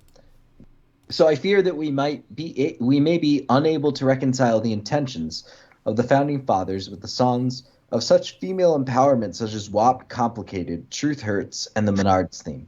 Can you speak to the opposition you faced in posing your research? Yes, this is a great question. Thank you. I would first respond by saying, good. I have no intentions of reconciling the intentions of our founding fathers, and in fact would argue to select a song that would upset them possibly the most if they were all to hear it. I could go off on an obnoxious M.T. Hamilton tangent, but I think we're all done with that by now, so I'm not going to do that. But there's an Eliza Schuyler reference in there somewhere. The opposition that I've faced in this research really mostly has come from one community, and that community is my wife, who did not really agree with any of my choices, and had all of her own opinions, which, while valid, she doesn't have a doctorate in ethnomusicology, and I do. So really most of the opposition I've been faced has been from that singular source. Although, if there are criticisms out there from other publications or communities, I would welcome the discourse. Now, if I had a jump nickel in and for suggest that Menards is the only store that sells shovels of the 6 songs, so it therefore might need to be the new national anthem as you're going to get one here. Also, in favor of the Menards, I would say I haven't heard a national anthem that is not obnoxiously long, and I'm ready for it to be done halfway through it. The Menards jingle is about 6.5 seconds. I think it would be very, very a prudent choice in terms of expediting some of the TV coverage for that we hear it on. If I had a nickel for every time I pulled my musicology doctorate in an argument with my wife, I'd have 10 cents and a divorce. So,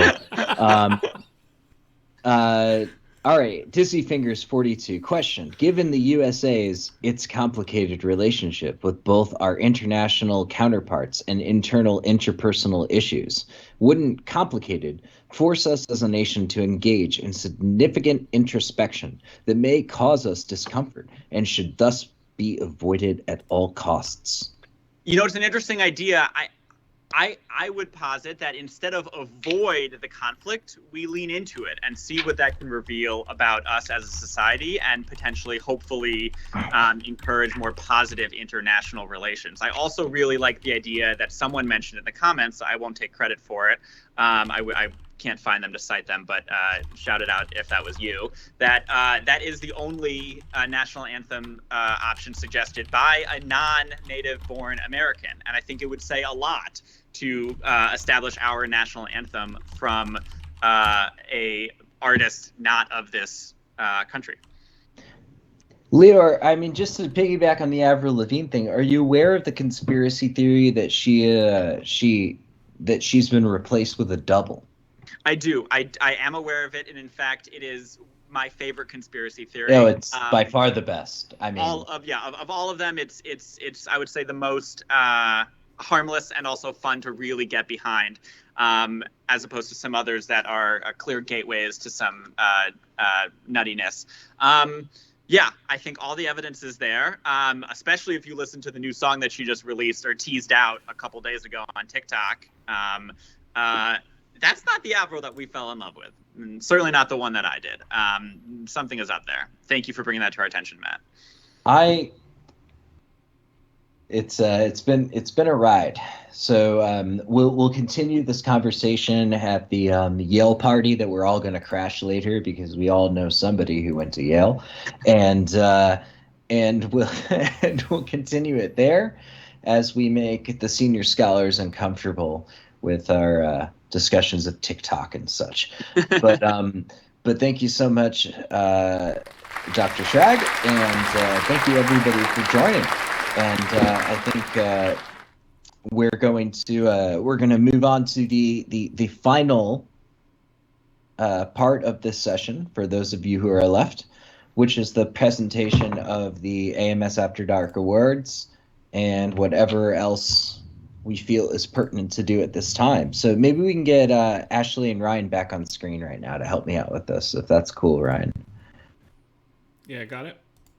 There's Cool. Ashley, who I will orient shortly. Let me get me on also. There we go. Oh, that was very quick. So, get the Twitch back up.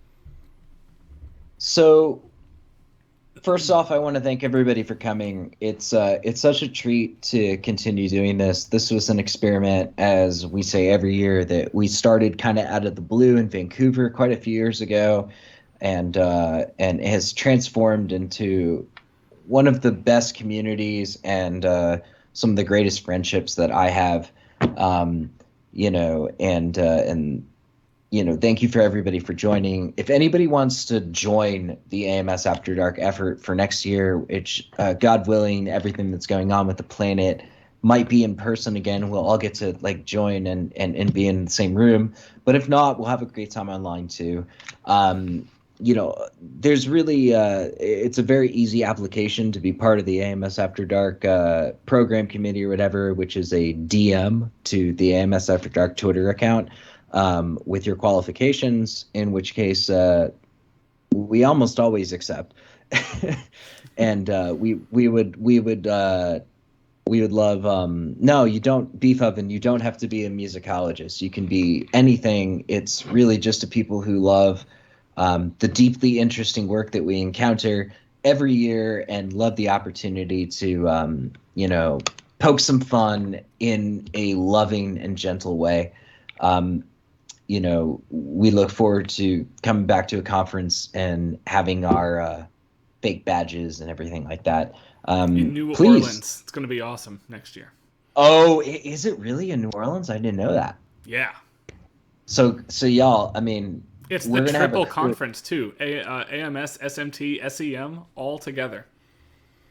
So this will be really fun because I did a tour with Habitat in New Orleans, so I know New Orleans pretty well, and we'll go see some fun music, and I'll have an easier time because I've got some contacts there getting like a super cool venue. So maybe we'll have a good time. It'll be fun. You don't have to be a musicologist. You just have to have a love of nerdy, esoteric humor and just really cool people. It's the coolest people ever. Another just huge shout out to Ryan and Ashley for putting this together. I think I mentioned this already, but this all kind of came together quickly, as it always does. But I was out of country on a 3-time belated honeymoon while this all happened, and these two were so awesome in just spearheading all the organization and allowing me to have this honeymoon that I'm going to be grateful for forever, because I turned off my phone for a week, which has never happened before. And thank you so much. So please DM if you want. It, Matt. Well, thank you. Yeah. Thank you. We had a good time. We went to Africa. We saw some cool lions and stuff. I adopted a elephant. His name is Zawadi, and he's right there. Whatever. It was special to us. Let's get on to the AMS After Dark musicologist. Our Italian honeymoon is supposed to be May 2020. That was the same for us. Ours was supposed to be in March of 2020, and then the whole world shut down, and we just postponed it 3 times. So we were really happy to be vaccinated and be able to go. Let's move on to our awards. So we usually give out 2 awards for AMS After Dark. One of them is I have to actually look up exactly what I called these all these ago. Ashley, do you have exactly what we called these? There's the Peter Shickley Award, and there's the Weird Al Yankovic Award. Right? It's the Peter Shickley Award for Unnecessary Silliness, right? And then No, there's is it necessary musicological silliness? Yeah, I think so. Necessary. I You're think. right. Thank you for the correction. Yeah. And then there Don't remember the Weird Al. Weird Al is for lifetime achievement in musicological spoofing, right? So I think without a doubt, the nominations confirm that the Weird Al Yankovic Award for Necessary Musicological Spoofing this year goes to Music Theory Augmented for putting together the 2021 virtual AMS After Dark and doing so much work for all of us and keeping us sane in this period, by being just a absolute treasure on Twitter and keeping us sane. Let's make sure that she feels the love. Her award will be in the mail. Once we get it made. And the Peter Shickley Award is yet unawarded. So for anybody here, and I know I said this last year and we didn't really follow up, but I will this year. For anybody here that has a nomination for the Peter Shickley Award in this year's Necessary Musicological Silliness, please send an email or DM, and we will be sure to award, send out a prize, do the whole thing. And you can put it on your CV. You can try, as some of us have done, to use it as an as a credit to get a job. We'd be very, very welcome for the nominations. And now let's go to Twitch in terms of some of the other awards we give. So one of the awards we give is the Most Likely to Be a Real AMS Paper Award. So let me see in the Twitch chat. Which of the papers did we see tonight is most likely to be a real AMS paper in 10 years? Who do we got?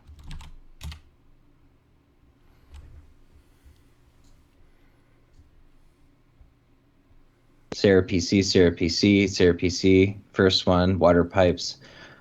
I think what I'm seeing here is that award goes to Dr. Sarah PC for her work on hydromusicology, which I will second in saying that not only will that be a real AMS paper in 10 years, it will be a panel, right, of scholars. So Sarah, Dr. Sarah PC, would you like to give your acceptance speech for such award? I would be honored to. I am honestly just like so overcome, but the tears, they are water, and so it's appropriate. But seriously, I cannot take the sole credit. I did press gang my husband into a lot of work that involved plumbing, and so I confess I must share some of this credit. Also, Amelia was the one who figured out how to make the shower change pitches, so she gets credit too, and Naomi's in the video yelling. So it's really a family award, so thank you so much. Thank you so much. And we love it. So the next award that we usually give out is the most self-indulgent question. And on Twitch, this can be hard because there were a lot of self-indulgent questions. But does anybody remember a question that was particularly self-indulgent and representative of the worst of Q&As? Sorry, the best of Q&As.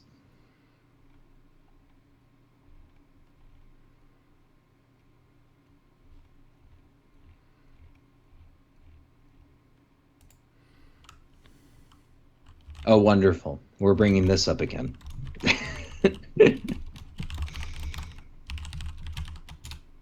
I don't want this award. I'll Please don't speak give it on to me. behalf of Matt Brownlee, who has won this year's award for Christ. most self-indulgent question by saying, "What about gender?" And in the process of asking that question, acknowledging his own identity as white and male.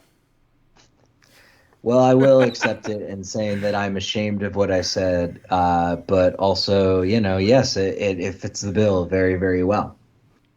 Huzzah, well deserved. Thank you, Sean.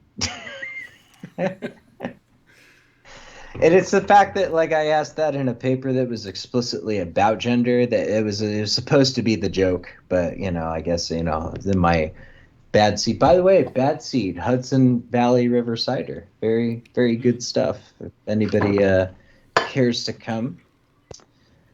Okay. Oh, who said yes, bad seed in the chat? Oh yeah. Oh yeah. I feel like we have. I felt like I feel like everybody here is from Ohio. Like, but that's cool. I'm gonna have to come to Ohio. All right. There are a lot Well, of awesome people there. I mean, Ohio seems awesome. I mean, Ohio. Have There's free the. lodging all over the state. I really do, right? And the Rock Hall of Fame is there. I feel like If you want to see the blimp, I live 5 minutes away from where the blimp lives, but you have to come in the summer on a nice day. That sounds. Ohio is predominant. I get it. Yeah. Oh yeah. Yeah. There you No. My wife and I were joking that we've always loved New York, but then we went on our honeymoon to Africa, and now we're just like, why do we live here? Like, why don't we just move to Africa? But it's been fun. So I think that's where we're at, y'all. And I want to thank to all 40 to 100 of you for tuning in, and hopefully in the following years we're able to meet in person. But if not, that's what has to happen.